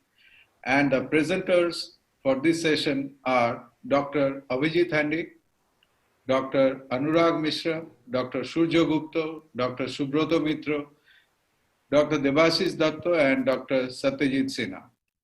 Over to Dr. Ajay Pal for inviting our first speaker now. Thank you, Siddhartha. We have Dr. Abhijit Handik. He will be talking to us as new way of a new tip which he uses for, especially for doing the PPCs. Abhijit is a great prolific surgeon from Assam, my state. You know, we are traveling all over the East, all the 4 or 5 states. Assam he belongs to. As a whole, he will be representing the Northeast. Abhijit, I think your video will be shared. Yes? Yes, welcome, sir. Dr. Harbans Lal, sir. And for, yeah, Abhijit. Yeah. Are you sharing it?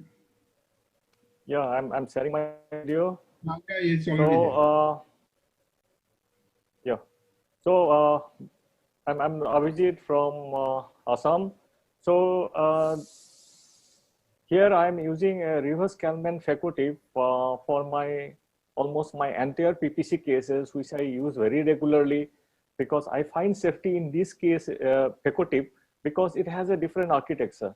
To explain about the reverse Kalman facultative is something that we just straighten up a classical Kalman facultative and bend it in the opposite direction. So here in this case, I have initially done a inside-out hydrodelineation, and the classical way of doing it is I shall have to create a wedge shape piece of nucleus, then take it out, then break the pieces in subsequent manner.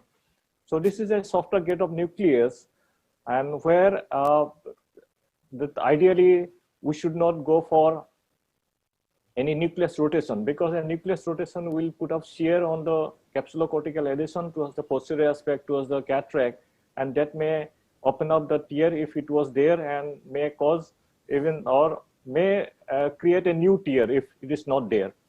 So what I am doing is basically I am using a facultative, something like a coaxial IA. It is though it's a facultative, but I am using it as a coaxial IA tip, which I can move in all directions. I can put it towards the right, put it towards the left. What I am doing it is just trying to dislodge the loose cortex and the epinuclear shell also from the capsule, such that I can have a good grip, and whenever it will happen, everything will come up and can be aspirated very well. As I was putting the facultative in towards the posterior capsule, there may be a question that how safe it is to the posterior capsule. I can show it here. I can use even this same tip for a aspiration of the cortical fibers, which is almost impossible with a classical Kalman facultative. Here's the next case. As I have said, I do a inside-out hydrodelineation as explained by Dr. Hasavada. Is a very scientific way of doing it, such that I don't push any fluid into the. This is a little harder grade of cataract, not very hard. It's grade 2 a cataract. This is the wedge I have created to the front aspect and 2 half towards the both side. Now I want to loosen it up.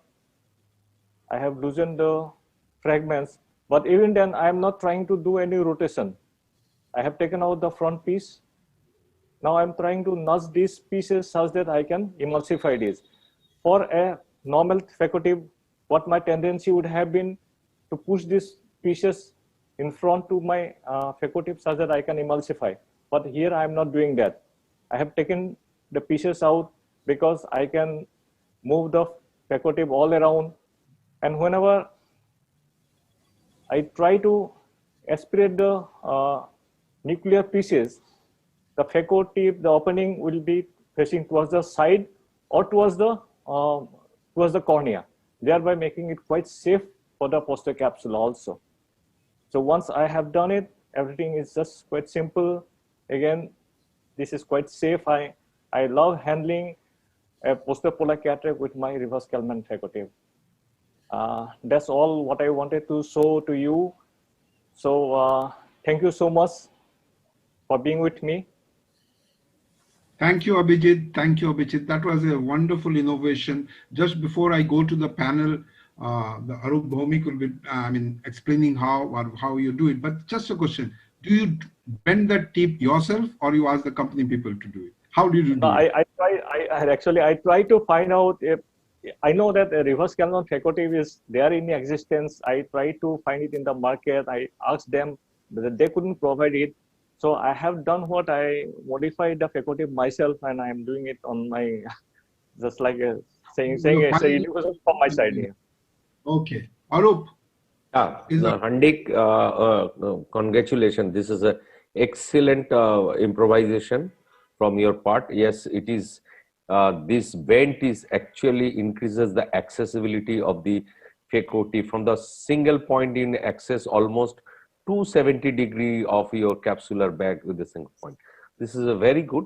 And one thing, this energy delivery system will be maybe slightly compromised, but even it is used in the PPC, and the most of the PPC are the softer cataract. We don't need to deliver much more energy, and you don't need to chop a very hard cataract. But it's a wonderful selection. Only problem is how it will able to make it available for every phaco surgeon. And another thing I saw, this is you are using probably Centurion system. I don't know, you should present with this tip with the basic phaco machine where the fluidics is less stable. But overall, this is an excellent innovation or improvisation. Thank you, Abhijit. Again, I think I believe my facultative. That's what.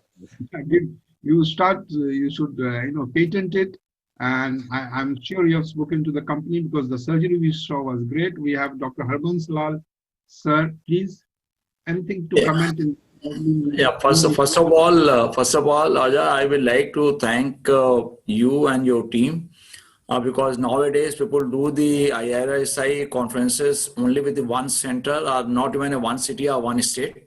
So here you are involved whole of the East Zone, which shows a very cohesive team. So I'm very, very proud and very, very happy that you are included from every state, and that's a very encouraging, and this is how the society should move. So congratulations for that. And that was absolutely marvelous video and very good surgery. Thanks for innovation. Thank you. And that was wonderful. I think we can now move to the second speaker.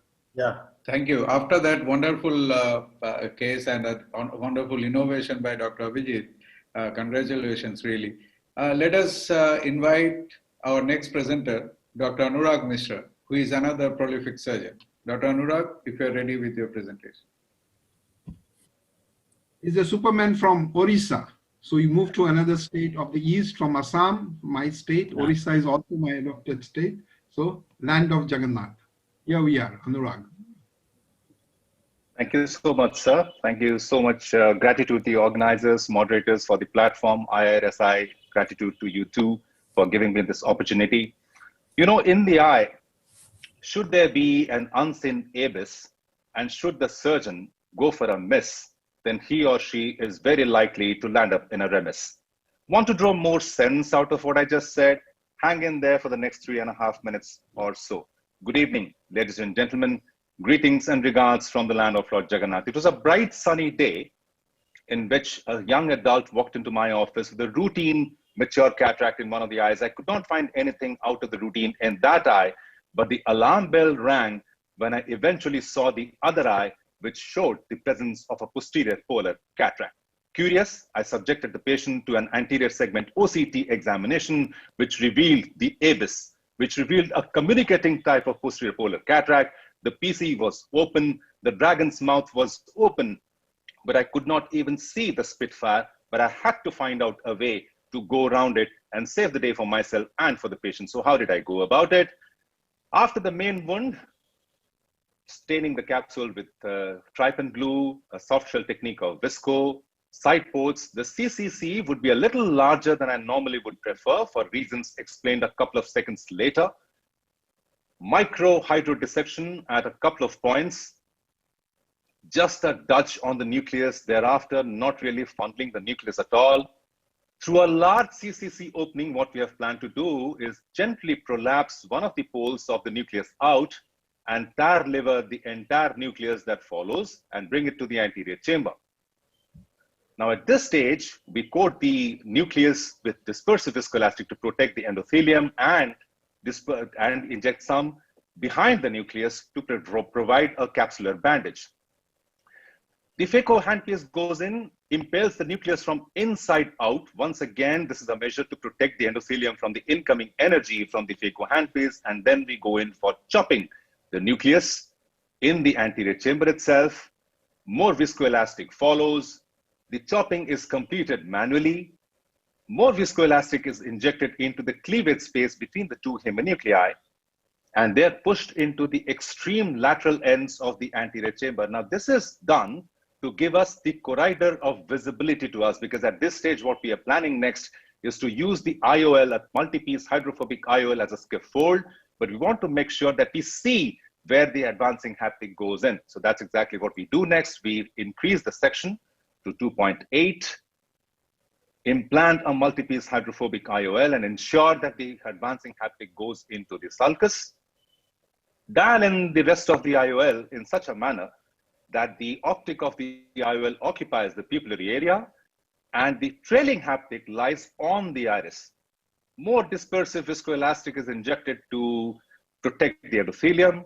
The nuclei are then chopped one by one, pies formed, and the nuclear pieces are consumed through the phaco handpiece. Now at this stage, as we are about to finish off, as we can see, the CD is doing pretty well, standing at 15. We are using moderate amounts of fluidics. The IOP stands at 30. Remember, we have increased the section to 2.8, but we are using a sleeve that goes in 2.2. Spare a thought for the phaco machine. At this stage, I did not see a PC plaque, which I was expecting to see. However, probably it was removed with the nucleus while we were trying to liver it out. However, there was a large epinucleus plate that was lying behind the optic.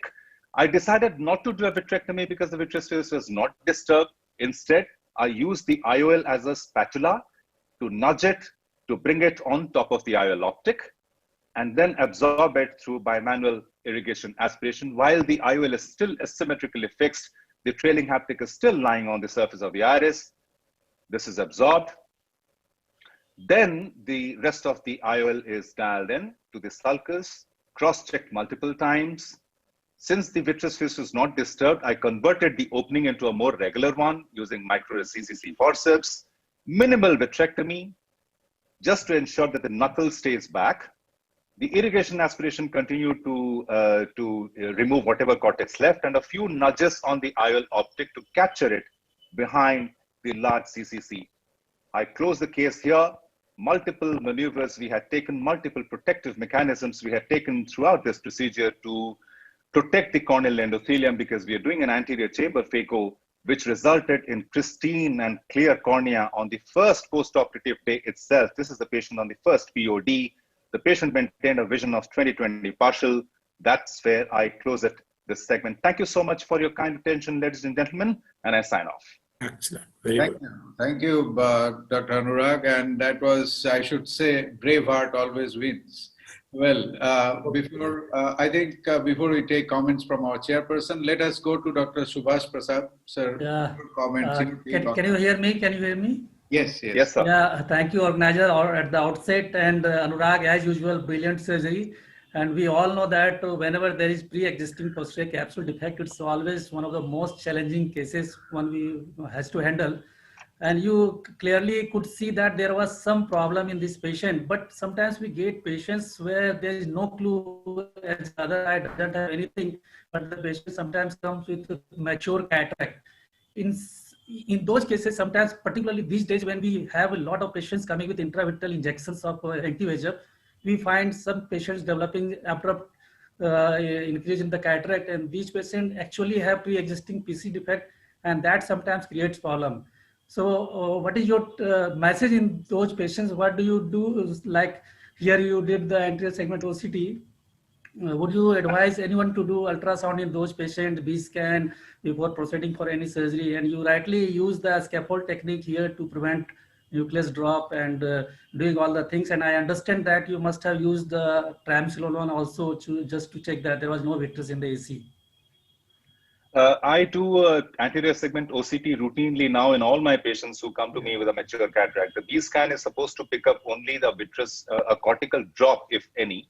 And that happens in sometimes if there is an inadvertent PC rupture during the anti-VEGF injections.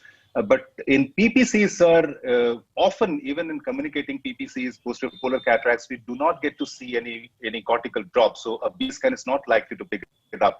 But this particular ASOCT machine coming in for Heidelberg Engineering is superb as a machine. I mean, I have it installed only for 3 months now, and you cannot imagine the kind of archives I already have. I mean, this shows the unseenable truth. This is a magnificent machine. So I subject all my patients now to the anterior segment OCT to pick up these things. Very high resolution images indeed. And regarding surgery, one has to be very slow at patient, and the slow motion phaco should be adopted. Like particularly active fluidics technology is much better in these situations like pre-existing PC defect. I agree, sir. I agree. Thank you. Thank you once again. Thank you. Thank you, Dr. Prasad. And let us take the take-home message from our chairperson, Dr. Harvansh Lal, sir. One is that if you ever see the other eye has been operated with the PCR, do not think the other surgeon is not a good surgeon, and be careful, because in this other eye was not operated, so you could see that. And many of us may not have a OCT, so if there is a PCR in the other eye, be careful. Another is that every surgeon may not be as skilled as Anurag has been. I mean, removing the epinuclear plate, removing the cortex with the posterior capsule over there, then doing capsular access, putting the other, it was too much actually to digest. So those who are not so talented, I think they should enlarge the incision to 5.5 millimeter and take out with my technique of chopstick technique, a wire vectors, whatever you want, and take the nucleus out. And this is really heart-stopping surgery where you are doing so many steps which are very difficult. So anyway, congratulations for wonderful surgical skill demonstrated. But those who are not have got a backup of the posterior surgeon or don't have such an excellent skill, they should really fall back upon to the removing it little larger incision manually. Thank you, sir. Thank you. Thank you so much, sir. Thank you, sir. Thank you for that comment. Thank you, Anurag. Thank you. That was a wonderful demonstration of that surgery. Well, now let's go to Dr. Surya Gupta. Well, he is the poster boy, master blaster, who always dares to bear and creates a problem for himself and then again creates an innovative solution. So let's see him, the sticky situation. Surya. He's from Kolkata. Good evening all. Thank you to the team for allowing me to be a part of this session. The only way I can get to present something is to create a complicated situation. Otherwise, they don't let me present anything. So this is a case of basically a one-eyed glaucomatous patient, fairly soft cataract going with standard phacoemulsive irrigation. The phaco went off fairly routinely. There was no complication during phaco surgery, but after the removal of the last fragment, I noticed PC rent, as you can see here.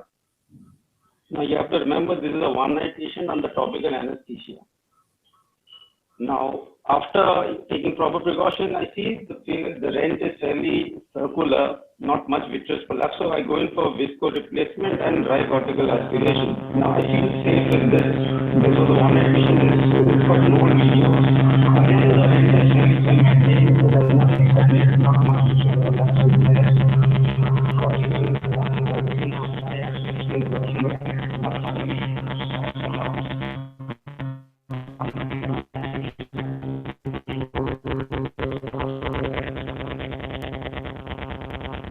voice is cracking. Yeah, could you speak directly without the earphones? And it's better now? Yeah, it's much better. Much better. Okay, so now I have pulled out the capsule in this one-eyed patient, but the problem is the reflux from the machine will not work. This is not working. I cannot push the capsule out. So I try to manually, nudge the capsule out, but still it won't come out. Now I'm stuck with the stuck capsule to my aspiration tip in a one-eyed patient under topical anesthesia. I restart the machine, still it won't work. I again re-nudge and try to push it out. Again, it won't come out. So at this stage, my only option is to tear the whole thing out and create a ICCE. But then one of the assistants, he suggested that why don't I remove the tubing from the aspiration handpiece and try injecting viscoelastic through the handpiece to have a controlled slow release. So that is what we did. And actually, you will be able to see that it worked out very well for the patient and the doctor, in which we could avoid a major complication. You can see the slow release here, where you can see the capsule has come out, and we have managed to keep most of the capsule with the anterior excess margin intact. So go and clean up the mess, clean up the vitreous which might have prolapsed. There is no vitreous. We did a staining for the paucity of time, that is all edited out. At this stage, I felt confident in placing a rigid multi-piece, rigid lens, PMMA lens on the anterior capsule, because with the 3-piece lens, the problem is I was afraid that it might slip in through the dialysis because the lenses are quite malleable. With a large 13 millimeter, 6.5 millimeter haptic lens, I was fairly confident that this would at least sit in the sulcus and have more support and not, dislodge back. Because I did not want to have multiple procedures for a one-eyed patient. This is a one-eyed glaucomatous patient. The capsule tended to come forward because, as I mentioned, there was a large dialysis there, but with a little nudge and a tuck, things worked out fairly well. There was no vitreous, thankfully. And then we closed off the eye with good sutures, placed some little bit of air in the anterior chamber for my own satisfaction. And this is the picture after 6 months. The patient had good vision. There was no significant IOP rise. He was well controlled on medication, single medication before surgery, and he maintained that. So that's the end of it. And I don't know how I could have done it differently. So back to you. Thank you, Shujo. I think presenting that, you've shown that at the right moment, a surgeon takes the right decision. That is what makes a surgeon great, how he can manage that complication, think out of the box. And of course, you had a very highly skilled assistant who would give you that idea, but then this was a great way of doing it. Yes, Dr. Nandini, your take on this case and how you'd have managed, would have done differently had you been in this way, because this is the theme of this presentation is, what would I do different? Thank you, Ajay. Shujo, I'd like to congratulate you for that brilliant video. I've seen it before, and I think it was presented at an IIRSI, very deservedly so. I wish you had a couple of comments, if I were to comment on this well-managed thing. I wish you had the parameters. I really wonder why in a perfectly done phaco, that last fragment when it was being removed, somehow the posterior capsule got caught, but it's one of those things. And I love the way you did the dry cortical cleanup in many a situation, instead of doing heroics with pars plana vitrectomy or whatever, for perhaps non-VR people, a dry cortical aspiration does work well. I wonder why that anterior capsule got caught. I really wonder why. I have to congratulate you on you and your assistant for keeping a cool head and thinking about that, that unique opportunity of getting rid of that capsule, which was not coming out with reflux. But I think I have to congratulate you on that. Now, the only couple of things, since everything is almost near perfect, perhaps a more experienced surgeon than me would perhaps comment that a posterior CCC may have been possible. And secondly, why did you choose a 13 mm PMMA lens? I mean, given the situation, it was a 4 o'clock hour dialysis, and obviously because of the PCR, you can't put in a CTR. I fully agree, but perhaps in my situation, with such a clean looking eye, I would perhaps prefer a multi-piece hydrophobic lens with the optics, with the optic in the bag and the haptics in the sulcus away from the side of dialysis. And one thing that I'd like to mention, the possibility of capsulophimosis is always there, especially in an eye where we cannot diligently clean the anterior capsule and polish the anterior capsule. Is it worth doing 1 or 2 small nicks? Because with the dialysis, there's almost certainly going to be a little bit of a capsular shrinkage of the capsular excess, wherein this entire complex, the capsular complex, would perhaps come in the pupillary axis in the future. But I mean, I have to congratulate you. That was a marvelous video. Over to you, Dr. Harbansh and the team. Yeah, Dr. Harban, sir, any comment? I think this was a very excellent idea, pushing it through the by the vitreous. And only the question was why it comes. I have seen many glaucoma patients, those who have a shallow chamber, is actually their junules are weak and the lens becomes bulky. So anytime you feel that the chamber depth is 2 millimeter, 2.1, 2.4 millimeter, and the lens thickness is more than 4.5 millimeter, these posterior capsules are very lax. Even when you put on a viscoelastic, they don't go back. You put on a rounded deposit, you'll find that the folds are there. So these cases, when you are removing the last piece, you've got to be very careful to put on a viscoelastic, and need we put on a CTR ring, this gets taut and the capsule will not come forward. Otherwise, I agree that he put on a 13.5 millimeter lens was perfectly all right so far as I am concerned.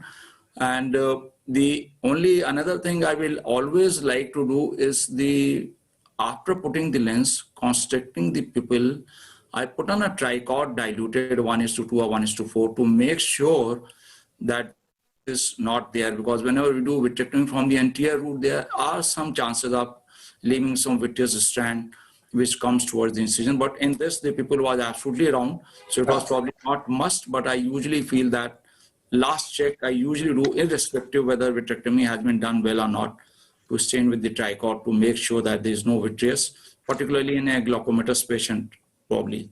Otherwise, overall, it was a superbly managed, excellent innovation, and very well handled. One-eyed patient with your really having complication and the amount of pressure and tension you go through when you're operating one-eyed patient. Whenever you have such complication, it takes away 5 minutes of your life actually. So overall, I think very well managed, well done. Yes. Thank you, sir, for this scholarly comment and for your experience. Dr. Ray, and thank you for Dr. Paul. Yeah, Siddhartha. Thank you. Thank you. That was a wonderful video, as always from Surjo. Let us invite our next presenter, Dr. Subroto Moitra. Dr. Subroto Moitra will be presenting his video, and let us stay glued to the screen. Hello viewers, greetings from Jamshedpur. In order to deal with the relatively hard nucleus safely and effectively, here I am describing a slight modification in the technique of direct chopping. The procedure revolves around the proper use of shearing force to crack the nucleus. If we see the effect of different forces and stress on a body, it can be classified as the compressive force or stress which lead to a smaller volume, tensile force or tensile stress which pulls apart the material on either side of a plane, combination of compression and tensile where one surface is on compression and the other is on tension, twisting force or the torsional stress, and the last is the shearing stress or the shearing force. Now what is shearing stress? It is an unaligned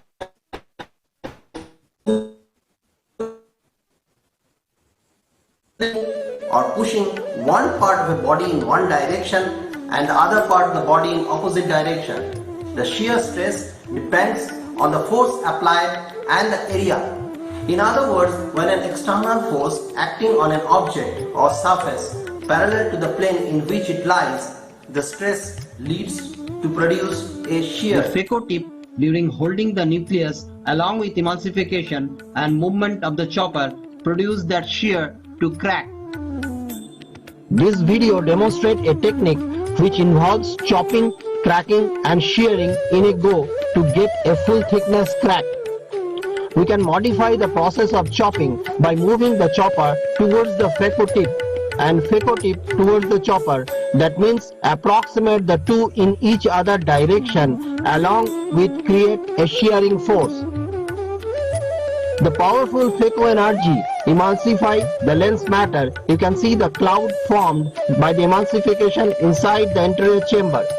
The chopper moves to produce a shearing force to give a successful chop. The chopper and FECO tip approximate each other. It moves in such a way to produce a shearing force and give the successful chop. So the shear stress is the resisting force at the plane of the chopping when a tangential force is applied by the chopper.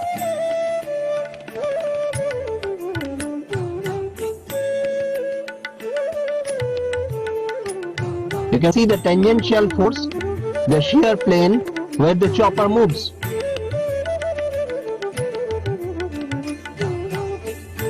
To have an effective shearing force and to facilitate the movement of the chopper, we have designed a chopper. The chopper has got a sharp tip, a sharp edge and a flat bed. The flat bed is rotated at the fulcrum from the handle approximately 30 degrees from the usual position. In the core of the nucleus, the modified chopper is placed at the axis margin and they are moved towards each other with the FECO on for a while, and then the chopper is moved in such a way so that a shearing force is created which gives a successful full thickness chop. Now let's see another example at a slightly more slow motion. Embed the FECO tip at the core of the nucleus, embed the chopper at the opposite end at the axis margin.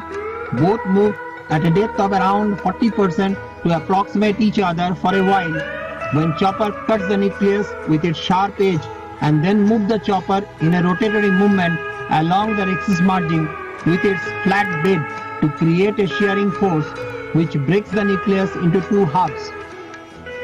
The advantage of this procedure is that there is no lens chatter, less turbulence of fluid, you can have more crack from the same holding due to shearing, and there is minimum pressure on the posterior capsule as the vector gradient of both FECO tip and the chopper are at the horizontal plane. Therefore, you have taken care of the posterior capsule during your emulsification. Hello, good evening everyone. Thank you IIRSI for giving me opportunity to present my presentation. I think the shearing force, we are all aware of it, and if we can use it properly, we can come out with the successfully with the all the hard cataract and with the troublesome situations where the people coming down, you are already tense, there is less anterior chamber space, and you can maneuver the maneuvering of the instruments is very difficult. Thank you. Thank you, Dr. Mitra. May I invite Dr. Ayan Mohanto to have his views on this video. Ayan is not there. I think Arup can. Yeah. Arup, could you please give your comments? Very good video, Dr. Mitra. This is a wonderful technique to chop. This is a flat surface of the chopper. This is a one kind of a little bit modification of. If you see the Bobosher chopper is the same kind of thing. Is a flat surface to give the more pressure to the lateral force in the chopper. But nowadays, with the improvement of In phaco machine, the most of the surgeon prefer to do the little bit sculpting and debulking before initiation of chopper. Most of the surgeon transfer to that technique.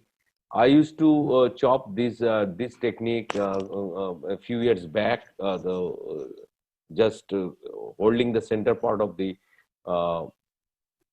nucleus and the do chopper. But nowadays I'm shifting to the I am concentrating more in the debulking. I see that there is a little less stress in the jonule in chopping if you debulk more in the central part before initiation of chopping. Thank you, Dr. Arup. We would invite the take-home message from Dr. Harbanslal, sir.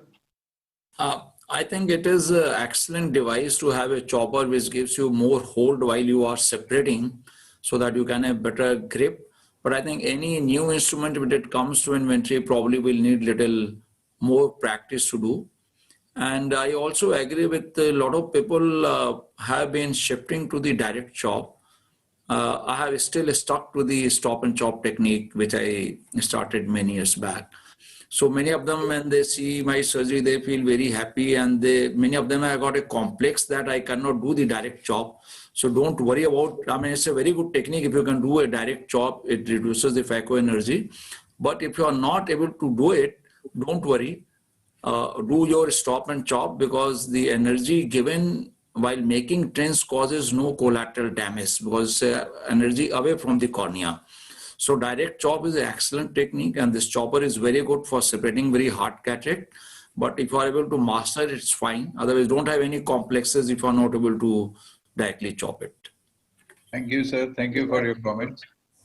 Yeah. Thank you. Yeah. So we move on to our next presenter, Dr. Debashish Datta. Again, Good evening. a master. Yes, Debashish, there you are.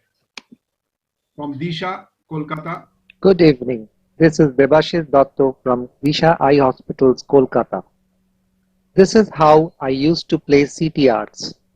Maybe place it on the conjunctival sac outside the eye and then negotiate it from all possible ports. Here I hit the posterior capsule and the CTR is somewhat dangling. But somehow I escape without rupturing the posterior capsule. I did not find it suitable, so now I go in through the chopper port and I try to place the CTR in the bag. What will happen to the trailing eyelet? It has become somewhat vertical. I place it inside the eye and it goes over the iris. There it goes. Now I use a Sinskey hook to negotiate it below the capsular margin. Here I try to place the CTR in the subluxated bag and it rips the zonules even more. No, it cannot be done this way. And this is not what is wanted. Ultimately, the bag is removed. Now I become smart. I use CTR injectors.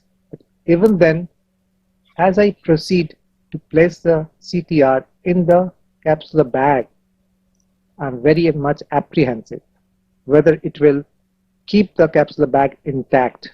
Perhaps not.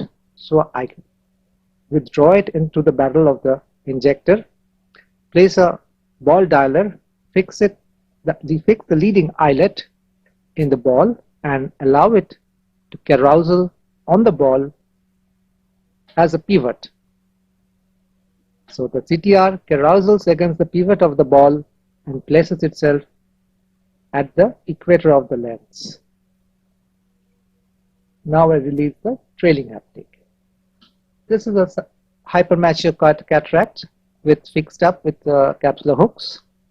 Now if I place the leading eyelet directly, it will hit the equator and the integrity of the capsular bag may be jeopardized. So I use the carousel technique and place it slowly in the bag. Here I use a Sinskey hook, hold it, and this is a case of a traumatic cataract with dialysis. And now I let go, and there you see the CTR gradually unfurling inside the bag. This is the vitrectomized eye. The anterior chamber is filled up with Helon GV, and I try to place on the CTR the conventional way in the clockwise direction, but I could not. The bag is very precariously poised. I try it the other way. I proceed very slowly, but still it is not a diligent placement, and the bag may rip off any moment. So, not sure of the logistics, I withdraw the CTR back to its cradle.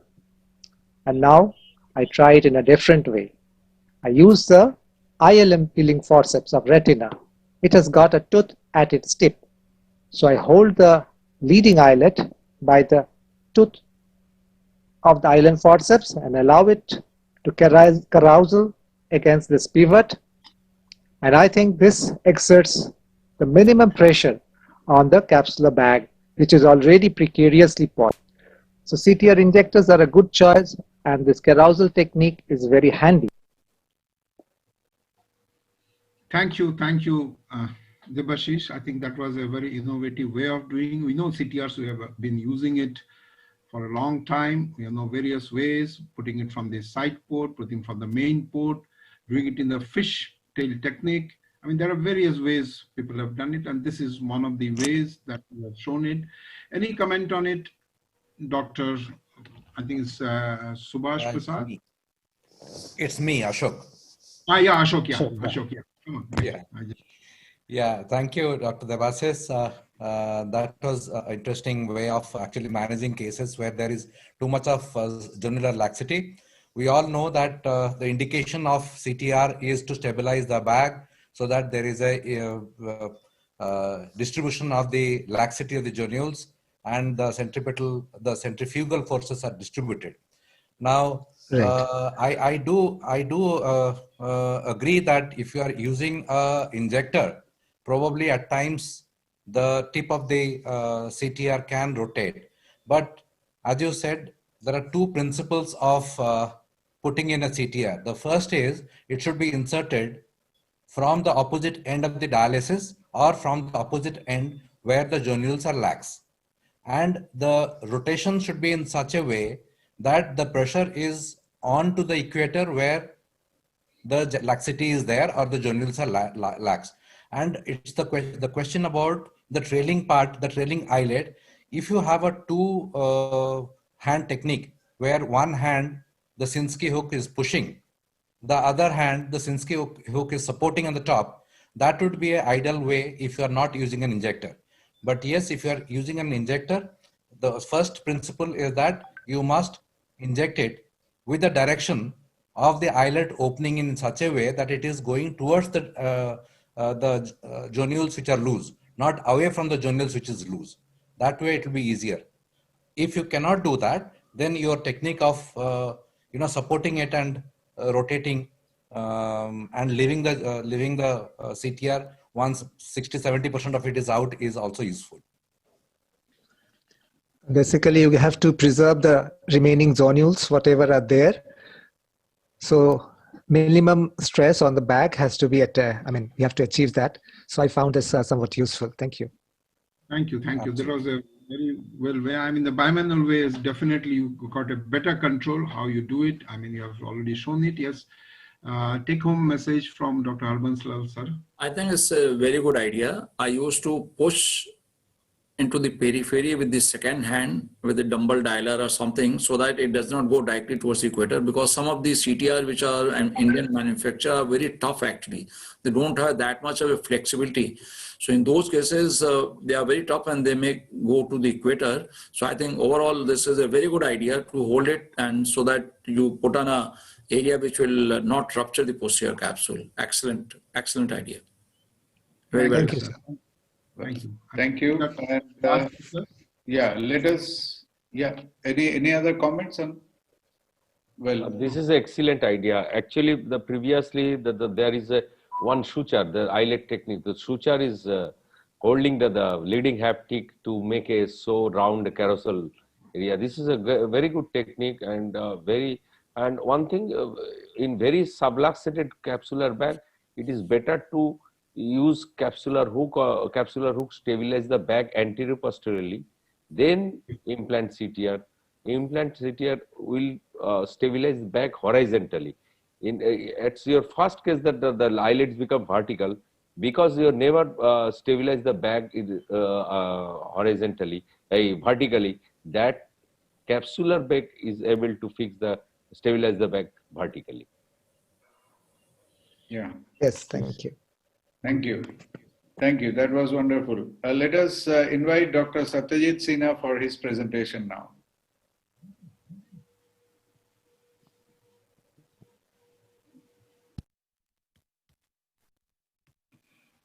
I'd like to thank IIRSI, Omik, and Dr. Ajay Paul for giving me this opportunity to speak on posterior uveitic cataract tips and tricks.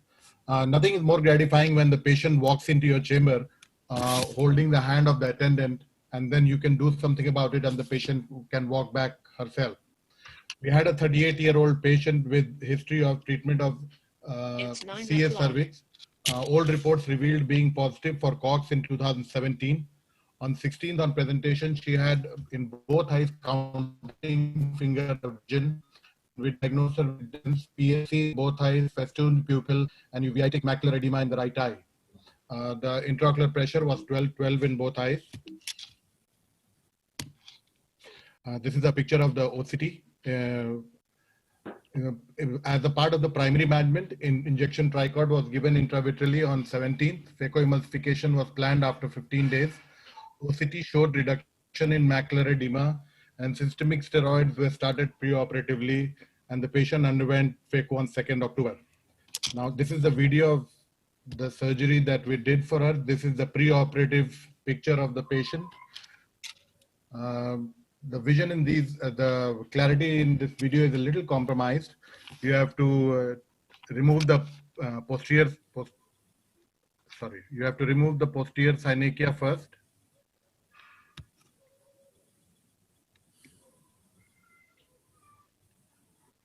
to remove the posterior synechia first, and because the pupil is small and it doesn't dilate, you can also use phenylephrine propicamide. But if it doesn't dilate, then in this particular case, we did not use those rings, but we thought it would be better to use the iris hooks for more stability. We went ahead and made the incision of 2.2, and it's very important to have a proper rhexis in these patients. If you can't manage with the cystotome, you can go ahead and use a rhexis forceps and make a round rhexis. It's in between because in recurrent uveitis, there may be this floppy iris and it may keep prolapsing also. You should do a good hydro and make sure that you have rotated it well before you start the phacoemulsification. And generally the cataract is a little immature in this grade 2. So we went ahead and removed the cataract. And it's very important to do a good cortical cleanup and also do a PC polishing properly. You can go behind the iris also and clean up the remnant cortex which is there. In between, if there is iris prolapse, you can once again hydrate the cornea so to prevent as much as possible the iris prolapse. We now load a hydrophilic acrylic IUL through a 2.2 millimeter incision, and we inserted this IUL. As far as possible, we should try to see that the IUL is in the bag, because in these uveitic patients, if the IUL is in the sulcus or if the haptic goes in the sulcus, that may give rise to more post-operative reaction. It's very important also to remove all the viscoelastic which is there from behind the IUL and from in front, as remnant viscoelastic may give rise to more uveitic reaction and raise the intraocular pressure also. Once you have removed all the viscoelastic, you can remove the iris hooks, and in the end you can just clean up. This is the first post-op day picture of that patient. This is after 1 week. This one is after 2 weeks, and at the end of 1 month, this was the patient with this, and she had 618 vision, and her macular edema had also reduced. The patient came to us with counting finger vision, and 1 month post-op, she had 618. Topical steroids were prescribed in tapering doses, along with continuity of systemic steroids in reducing doses. Thank you so much for your patient hearing. Thank you, Dr. Sinha, for that wonderful presentation. And let us invite Dr. Birajyoti Goswami, sir, for his comments on this video. Biraj could not join, so let's have Dr. Subhash Prasad taking on this. Dr. Subhash, are you there? Yeah, Yes, rightly told that. And before doing that, I think one must start some systemic steroid also before tackling any uveitic patient. It is always we did that. Told that the eye should be quite at least 3 months before doing surgery. But when the patient is one-eyed and it is not getting control, the inflammation is not getting control. Even I do under high dose of steroid and IV methylprednisolone also. One has to always assess that these patients has actually rigid pupil and they are not dilating because of the synechia also. So sometimes putting these iris hooks actually tear the iris and causes multiple sphincter tear. And in these situations, putting the BX ring sometimes is better than making multiple holes in the limbus and then putting that. So I always prefer to use BX ring. There's no financial interest. I think that Subhen will be very happy to hear that. But one can encourage to use BX ring in these patients because you need a lot more less incision in these patients, and uveitic patients are known to have inflammation. So less trauma to the eye, it will be better, and it's always do it under proper visualization and removing the cortex. The nucleus is not very difficult in this situation in these patients, but always ensure that you remove every bit, like Satyajit told that, because these patients are known to have more inflammation. So always remove every bit of the epinucleus or cortex or implanting the lens and remove all the viscoelastic. And not to forget that we have to use sometimes the steroids for longer period, and also one has to check and keep monitoring the intraocular pressures, because these patients, like in this photograph, I could see there was some synechia. So these patients actually can have secondary glaucoma later on also. So the post-op follow-up is again very important in these patients. Thank you. Thank you for your valuable comments. Let us take the take-home message from Dr. Harbans Lal, sir. See, I always had little dilemma in my mind. If we need to stain this capsule for better visibility, whether I should stain before putting the hooks and rings or I should stain afterwards. Because if you stain before, you are not able to stain whole of the capsule. If you do it afterward, there is a viscoelastic is already there. So then there are two options. One is that if you are using the hooks and rings before and you put on a viscoelastic, wash out the viscoelastic by irrigation, aspiration, and then stain the capsule. Or another is just deposit a trypan glue underneath the viscoelastic. Just keep it there. Even if it is not staining, your visibility will improve. So we want to have a good access. Another is whenever you are putting a hook in these cases, hook can be used as a trapezoid fashion. That means these two hooks which are closer to the should be closer to the incision, and you put the internal border of the iris pupil underneath the internal lip of the incision. That means corneal lip is beyond the pupillary border. So if these hooks are closer instead of having a little far away, then that pupillary border will come underneath the corneal lip and it won't prolapse. And if there is an exudative membrane forming, sometimes patient may develop iris bombay. So even after 2-3 days, for 5 days, you feel that the exudative membrane is forming around the iris. It's better to YAG it and relieve the adhesion so that the iris bombay is not formed. But otherwise, it's a very satisfying surgery and very well handled, Satyajit Sinha. I think congratulations to you and very well done. Thank you, sir. Thank you, sir. Thank you for the valuable comments and the pearls. I would like to thank all the speakers, the panelists, and of course, our co-moderator, Dr. Ajay Paul. Over to Dr. Ajay Paul, because we're going to wrap up this session for the next one. Thank you. Thank you. Thank you. As you know, The best is always for the last, and for the icing in the cake, we have none other than Dr. Uday Devgan. It's my proud privilege to introduce him. I've known him for years. Dr. Devgan is a clinical professor of ophthalmology at the Jules Stein Eye Institute at the UCLA School of Medicine, as well as the chief of ophthalmology at the Olive View UCLA Medical Center, and has been actively involved in resident surgical teaching for 2 decades. And we are all aware of the cataract coach that he runs, the YouTube channel. I think thousands and thousands of residents, even the experienced surgeons like us, take the small tips. And you have amongst our panel, Dr. Suben Bhattacharjee and Dr. Pradeep Mahanto, who has featured in his cataract coach. He is humbled to have been honored with the annual Ophthalmology Faculty Teaching Award at the UCLA, at the Jules Stein Eye Institute, for an unprecedented 4 times.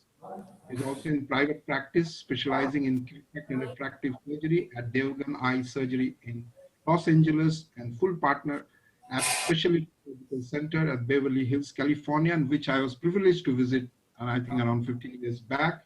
I've spent a day with him, seeing his surgery.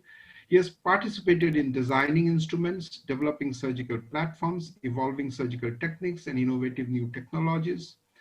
He also writes a monthly blog in JAMA Ophthalmology, Journal of American Medical Association, which discusses the latest topic related to ophthalmology. Thank you, and welcome, Dr. Devgan, please. Thank you. A pleasure and an honor to be here. Yeah. So we'll be showing his presentation. Jasvinder. Welcome, Uday. Nice to see you. Thank you. Nice, Uday. Pretty early morning for you. Good morning, good evening from us here, and good morning. Yeah, that's it. Go. CataractCoach.com, IOL Exchange. This is a video review. We'll show the clips at high speed. Twist technique to explant the lenses. This is how we're doing it now, and we have been for 10 years. A long time ago, we used to cut the IOLs like this. It's a standard definition video because we didn't have even an HD camera back then. We cut the lens with special instruments, micro graspers, micro scissors, and now we can pull each half out of the eye. Notice how we don't cut it all the way through. We leave the 2 halves somewhat attached. That worked fine, but there's a better way. The IOL twist. Let me show you this. Grabbing the optic, not in the center, but at the edge of the optic, right there at the haptic-optic junction. Get the forceps across. Now, on the other hand, you have a cyclodialysis spatula. Now, you're going to protect the cornea. Also help with the IOL. In the right hand is nothing more than straight tying forceps. We can twist the forceps and we roll up the lens, again placing that spatula to protect the cornea and protect the lens as we roll it. Now we can roll it and pull it right out of the incision. That easy. Let's show you again. This is a resident performing this. So if a resident can do it, I promise so can you. Grabbing the lens at the edge, twisting it, spatula helps to roll it, and we can pull it outside the eye, just like that. Again, grabbing the edge of it, spatula on top, we can twist the lens, roll it, roll it, roll it, and it comes out. I learned this technique from Jack Chapman from Georgia. Beautiful idea, brilliant. He showed it to me about 10 years ago, and I've been doing it ever since. Here's another old video, this time with bent forceps that are tires. These bent forceps are a little tougher to twist in the eye, but you still can. And you rotate the lens about 300 degrees, and then it can be pulled right out of the eye. Now this works for all single-piece acrylic lenses from any manufacturer. Also works for 3-piece acrylic IOLs. It's much more difficult with a silicone lens because the silicone lenses tend to be very slippery when they're coated with viscoelastic. Again, let me show you one more time. We're grabbing the edge of the optic. The entire anterior chamber is filled with our viscoelastic, a dispersive viscoelastic. Spatula is used to protect the cornea and help roll the IOL. You start with your hand supinated, grabbing the forceps, and then as you grab it and twist it, you pronate the hand and pronate to the extreme, and you should be able to get just about 300 degrees of rotation, and that can be brought outside the eye. That way you don't have to re-grasp the forceps. And there's the lens, beautifully explanted. 2.8 millimeter incision is all you need here. You don't need to enlarge the incision much. If you're using 2.2 as the original phaco incision, yes, enlarge to about 2.8. But certainly you don't need to go beyond 3 millimeters in incision width. And grabbing the optic edge with the forceps, one haptic's already outside the eye, spatula to protect the cornea, and the spatula also helps to roll the IOL, roll it, roll it, roll it, roll it, and once we get about 270 to 300 degrees of rolling, we can keep rolling it, then we can just pull it right out of the eye, and it's flexible enough on the lens optic that it just comes out. And this is a beautiful technique that we've used many times, and it's why I prefer now IOL exchange to a piggyback lens. I think it's a better option. So here now we're expanding the capsular sulcus and putting a little bit of viscoelastic underneath it. Here's the technique for putting in the 3-piece lens in the sulcus. First, dial the entire lens onto the iris, on top of the iris. Once it's there in position, now you can gently dial in each haptic into the expanded sulcus. And if you need to, then also do an optic capture if there's an intact capsular excess. So there it is, rotating it, and that way you're sure the lens haptics go just in the sulcus. That's a nice technique. Here's another one, done by a resident.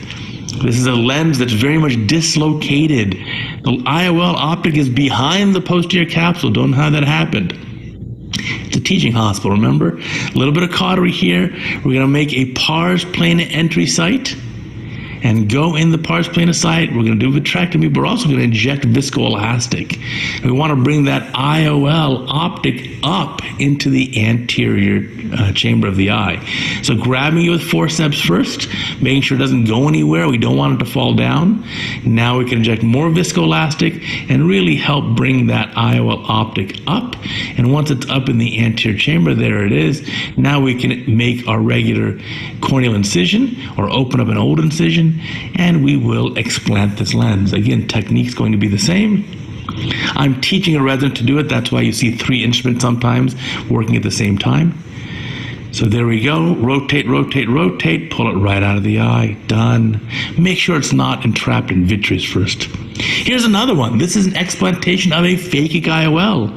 This patient had a beautiful result from the phakic IOL, was happy for more than 10 years, but recently developed this cataract. So how do you explant the phakic IOL? In this case, the key is to inject a little viscoelastic underneath it in order to bring it up. This phakic IOL is silicone, and it's very thin and very soft and flexible. So once we get this IOL up into the anterior chamber, you can simply grab it with forceps and just pull it out of the eye in one piece, and that works great. The case can proceed as usual. This one area of opacity where it was touching the anterior capsule, you may find the capsule to be a little fibrotic in that area, so be careful in that area as you complete the capsulorhexis. When in doubt, be a little more cautious. Here's the end of the case. Looks great. Toric lens in good position, and the patient had a beautiful outcome. So phakic IOLs also sometimes need to be removed from the eye, and so we need to be adept at doing that as well. Iris clip phakic IOLs are even easier to remove. Just disenclavate them and you'll be okay. Let me show you about a pupilloplasty. Now, this is a patient who has IOL in the capsular bag, the optics in the bag, the haptics are in the sulcus, and it looks pretty well centered. We're also going to place sutures here for the traumatic mydriasis. This is Agarwal's 4-throw pupilloplasty technique. Works beautifully. So using a 10-0 Prolene on a CIF6 needle, we can bring this out. There it is. And then we have the 2 ends, and you can choose either mechano-style suturing or CPSUR or whatever makes you happy here. But the bottom line is it's going to be 4 throws. And that's going to allow us to close this pupil and have a normal-sized aperture. So you have to learn this fourth row pupiloplasty. There are good videos on cataractcoach.com for exactly how to do it. We'll just speed up through this one just to give you an idea. We can bring the tissue together. Be sure you have a sufficiently reasonable bite of the iris tissue so you don't get any cheese wiring. That looks pretty good. And you may have to place additional small sutures to close the triangle-shaped defect as well. When you cut these suture ends, cut them a little bit on the longer side just to be safe. So here's another defect that's closed. And again, the same exact technique, and this works beautifully. Be careful not to grab the tip of the needle so it doesn't dull. That way you can use that same needle to do multiple passes. And you can see the end result ends up being quite good. Now to center the pupil, we'll do one more suture there opposite the initial ones. Be sure not to make too small of an aperture. You still need to be able to examine the retina. So don't go below 3 millimeters, and ideally you're aiming for more like 3.5 or 4 millimeters of an aperture. That's a good balance and will still allow a reasonable view of the posterior segment to examine the retina and optic nerve. Here's another case of lens exchange and iris repair. There you see patient has a lens in the sulcus and it's decentered and there's some iris loss from the original surgery. So we're going to get the old lens out of the eye. We'll put a new lens inside the sulcus first.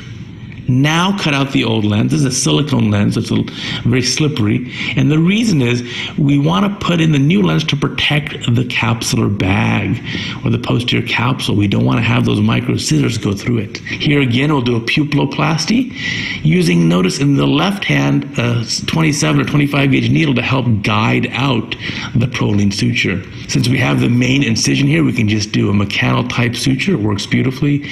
And we'll place a couple additional sutures.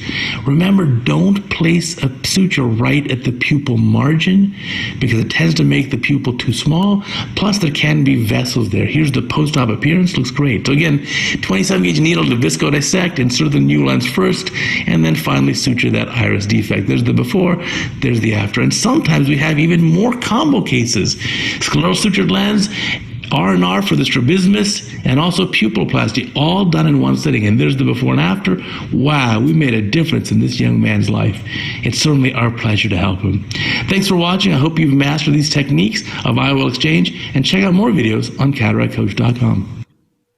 Thank you, Dr. Uday. I think that was wonderful, especially the IOL exchange technique where you twist and take it out. How do you, I mean, you have shown all the IQ lenses. What about the thicker lenses? Technis is a bit thicker lens, or even a sort of Bausch and Lomb lenses, which are thicker. Does it work the same way? Yes, so even with lenses like the Technis monofocal acrylic lens, or any of the Technis line of Symphony multifocals, as well as the Bausch & Lomb Invista style lenses, all of these can come out of the same incision 2.8 using the same technique. They're just a little bit thicker. They're not tremendously thicker because remember, you put those lenses in the same incision, they can come out the same incision. And remember, even these lenses that are thicker, if you look at like the Technis, the monofocal lens, while the full optic is 6 millimeters, the focusing optic's only 5. It has that null zone around the edge. So overall, once it's rolled, it's about the same size. Thank you. I think Dr. Shubhen will join us. I think this is a great technique by Uday, and I think there's a lot of logic in this. See, when the IOL went in, it went in through the nozzle of the cartridge. And now you've taken off the walls of the cartridge. So you have more space, though you're not squeezing the IOL optics. So any IOL which went in through the cartridge nozzle would technically come out pretty well. And he's done such a wonderful job by protecting the cornea. So the only place that is touching the cornea is at the incision. So I think I'm looking forward to fortunately, we don't have so many IOL explantations over here.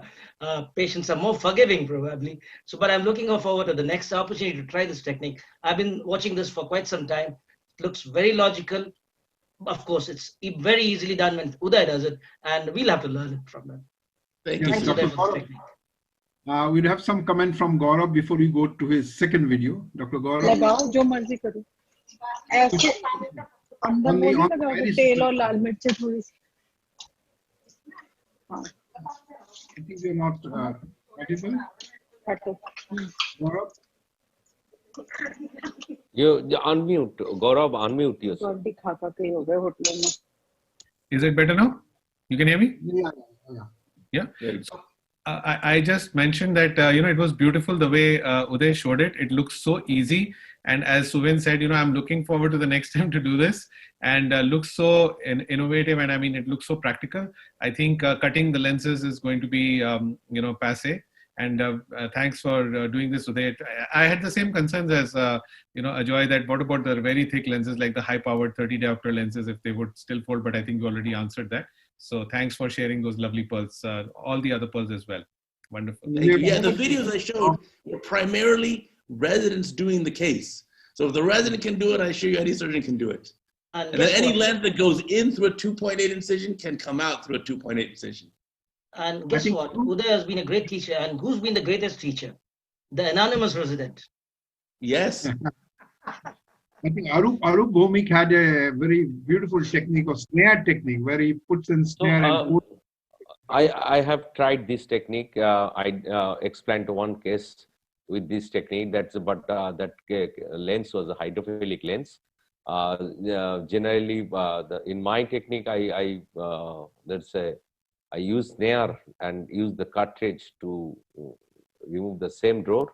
So, but this technique, in my technique, the case I did the same technique is a 24 diopter hydrophilic lens. But in my technique, is my experience when there is a thicker optic whenever it is more than 27 diopter lenses.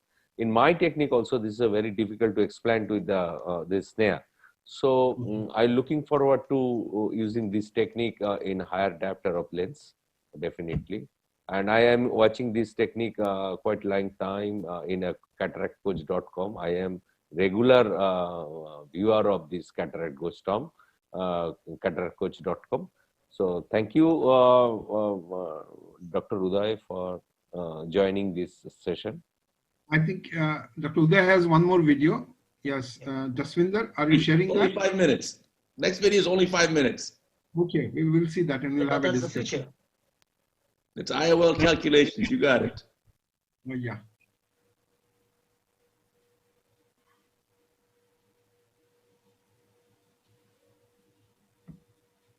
The future of IOL calculations, it's artificial intelligence. The challenge is that refractive cataract surgery requires refractive accuracy. And current formulas just aren't there. They're only 70 to 80% accurate. That means at least 1 out of 5 patients fail to hit the target. And they're paying out of pocket, so accuracy is paramount. The problem is that there are 20 different lens calc formulas and none are sufficiently accurate. We see this every day in the clinic. The printout says 18 or 18.5 or 19. Well, which is correct? How do I choose? There are static formulas like Barrett or Holiday that are good, but you need something that's going to evolve with time. Look how crazy this is. All these different formulas give a different answer for the same eye.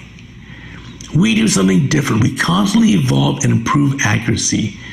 We crowdsource hundreds of thousands of eyes, big data, 3,000 users and contributors, and we're growing. We can optimize for 10 ranges of axial length or keratometry or AC depth. That alone is 1,000 points. We can optimize for 1 surgeon, multiple surgeons in a group, or all surgeons in the entire US or the world. The solution, of course, is artificial intelligence, which has evolved a lot. Who's the best chess grandmaster of all time? Well, 23 years ago, it was IBM's Deep Blue that beat Kasparov. But now, Google AI beats any human 100% of the time. And it was just given the rules of chess and played itself for 4 hours. So AI works well for lens calcs and all surgeons. Low volume surgeons actually benefit the most, the largest jump in accuracy. Medium volume surgeons, high volume surgeons do great as well. And this is automated with no surgeon input needed. Here's a great example of a surgeon who was 82% accurate with Barrett, but with our AI approach, 94% accurate. And we can apply this to any surgeon. So we have AI lens calcs with plus the precision lattice universal super algorithm, multiple patents in process, and very strong intellectual property. We evolved these lens calcs with our AI, and our methodologies have been proven superior, independently analyzed by multiple ophthalmic companies who concluded that it was the best and most accurate of any method. We use AI to give the best IOL power, but also the best astigmatic treatment. We even apply it to LASIK nomograms. The market in the US is 4 million cataracts a year. Outside the US, even more. There's a LASIK market too. We have a very strong adoption and uptake by our MDs, 3,000 active users worldwide, performing thousands of lens calcs per day. Rapid adoption and uptake as users become locked into our platform, and this works with all IOLs. It also works great with current technologies. With femtosecond laser, we can use more biometric data to give even better accuracy. Intraop aborometers can be increased in their accuracy. Adjustable IOLs can be reserved for truly unusual eyes because 95% of eyes aren't going to need it. The value, it's available to license to multiple ophthalmic companies or to partner exclusively with one company. Current USA licensing payments for these types of calculations in ophthalmology are 10 to 15 million per year. We can take it all. We also have a bonus intellectual property, a self-calibrating, evolving ocular biometer. Imagine this, the biometer measures the eye, we do your deep learning lens calculations with AI through the cloud, you do the surgery, you put the patient back on the same machine with your technician. It automatically records the post-op outcome, sends the data back, optimizes the algorithm, and gets better and better. It's self-calibrating, automated, objective data, millions of eyes, and it evolves in perpetuity. So the future of lens calcs is plus. A novel methodology to refine the lens calculations, astigmatism calculations, LASIK, SMILE, any IOL calculations can be used with any formula or approach. You can evolve this and improve it forever. So our take-home message is, for lens calcs, you can be static at 70 or 80% accuracy, or you can evolve with AI and push to 95% or more using Lattice AI Plus calculations. And don't forget, we apply it to astigmatism and LASIK nomograms too. We're going to replace every existing formula, every existing methodology with just this AI. And the same way that you'll never beat the Google computer at chess, you'll never beat our lens calcs. Thank you for your attention. Thank you, Dr. Uday. I think that was a beautiful insight into the way the things are going to come. We have been grappling with different biometry formulas for the last 20, 25 years, and this is the way things are supposed to go. I suppose a lot of us don't understand how this AI system is going to work and how it is working. I think Dr. Gaurav would give us some inputs in it, how he's working on it. And we have Dr. Ayan Mahanta and Siddhartha Ghosh also are doing a lot of work in biometrics. So let's see before we go back to you. Yes, in fact, I saw this presentation some time back, and it's already amazing me. I wanted to know, Uday, how is it vastly different from the Hill RBF? And because I know that you are using this more like to tweak the already calculated IOL power calculations from the regular formulas and then refine it further, whereas Hill RBF predicts it from pure artificial intelligence. But if you could tell us a little more about how it is like, probably better than the Hill RBF artificial intelligence. So the beauty in our formula is that there is a starting backbone. So with Plus, I can start with, let's say, Holiday, and then we call Holiday Plus. I could start with Barrett. You like Barrett? I like Barrett. Barrett Plus. Starting with Barrett as the backbone to give us a calculation. Then the AI is tethered to that backbone, and it can go above or below it only by the amount we give it. So if I give the AI 1 diopter of leeway, we can start with the Barrett calculation, and it can either calculate it's going to be a half diopter or 1 diopter this way, or a half diopter or 1 diopter that way. Hill RBF has no backbone to start with, so it just gives you the number. With our beauty, there is no out of bounds calculation ever, because if the computer is totally stuck or lost, well, the beauty is you're back to your base formula, whatever you chose to be your base. And you can choose multiple formulas as your base and do what Barrett does, divide it up by axial length or K or whatever else. But so the beauty here is there is a backbone. Remember, with AI, there's a lot we don't actually understand. If you look at Google's diabetic retinopathy AI approach, and this has gotten a lot of attention here in the US, The AI was very accurate in predicting or showing you, reading how much retinopathy there is, if there's macular edema. But the AI for the retina also could figure out by looking at the photo, age of the patient to within 3 years, and gender of the patient, male or female. I can't look at a retina and tell you if it's male or female, but the AI can. And why? You're not sure, but it can detect it every time with 98% accuracy, male or female. And then you can look at a retina and see a young person or an old person, but you can't tell within 3 years. So Uday, how can we start using it? Like in India, if we all wanted to start using it, like how is it available to us? IOLcalc.com, it's totally free. Just sign up for an account. And it also gives you the ability, if you look at the account there, after you do the calculation, to go back. It records every calculation you do. And you can submit data, and it will develop an AI algorithm just for your eyes. And if you don't have sufficient data in your database, let's say you have a 30 millimeter eye, you only have one eye there, we'll take the 30 millimeter eyes from the whole library to learn, from all surgeons worldwide. And now I have 1,000 eyes. So it really is the future.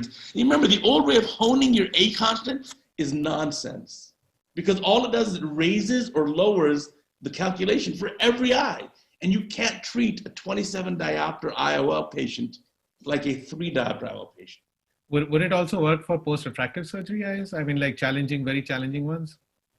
So we have that being developed. It's not released yet. We have a beta version of that, and we have a core group of 20 doctors who are doing that, using that for us.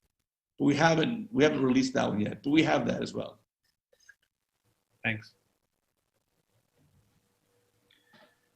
Do I have any more comments, Shubhen? Yeah. So just clarifying from that. So anybody can sign up for IOLcalc.com and get their formulas cross-checked over there.